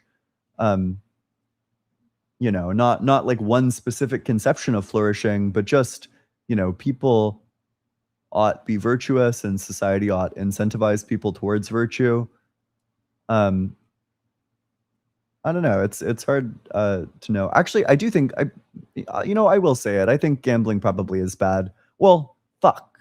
No, I think casinos in their current form are like definitely evil because they incentivize addiction. All the ones that I'm aware of massively push for you to become like addicted and spend way more than you should. They're literally trying to discourage the virtue of temperance. Like everything about them is trying to make you overindulge. And there are ways to be a temperate person in a casino. You know, you can do gambling, but just like a little bit of gambling with money that you don't need, that you won't miss, like responsibly, not addicted. I think that that's like a reasonable amount of gambling. That's like an amount of gambling that's compatible with temperance. But I think like if casinos just provided a forum and they didn't like fucking crazily incentivize, and then they also like kicked out the people who were gambling like untenably or intemperately, then that would be. But Space Rat, thanks so much for the super chat. Here's for the aneurysm the guests caused you today. Chat knows your will alone is keeping that nosebleed away. Hey, thanks. Appreciate it. Convex, thanks so much for the €5. I'll be on in 6 months when I turn 18. I love your content as a Christian. You've introduced me to really cool philosophical concepts. Much love. Hey, Convex, I hope I can't wait for that. Happy birthday in 6 months. Can't wait to talk with you then. Thank you so much to all the gifters, all the bits on Twitch, jewels on YouTube, coins, and the TikTok roses. Sorry if I don't give you a bit of a shout out. It's because I'm evil, but I really do appreciate it. It means a lot to me. Other than that, I love all of you, and I will see you all later. We're doing the book club. It's book club time. Not now. Sorry, it's not book club time. That was a bit of misinformation that I spread to you just now with my lying fucking mouth. No, it's not book club time. Book club time is Saturday, 8 p.m. EST, but we're reading chapter 13 of Michael Huemer's Knowledge, Reality, and Value. This one's about metaethics. We go through Michael Huemer's silly argument in favor of moral non-naturalism. And I'm hosting it. I'm going to be leading the discussion this time around. Actually, I don't think the argument's that bad. I actually think a lot of the arguments that he makes to a lot of the other positions are like pretty good. And I also think that it's like a decent approach, but I think at the last two sections, it goes off the fucking rails. I also think that his arguments against error theory are like turbo dog shit. Someone scanned the QR code. Let's go. Let's fucking go. Big W. You know who you are. All right. Anyway, love all of you. I'll see you all later.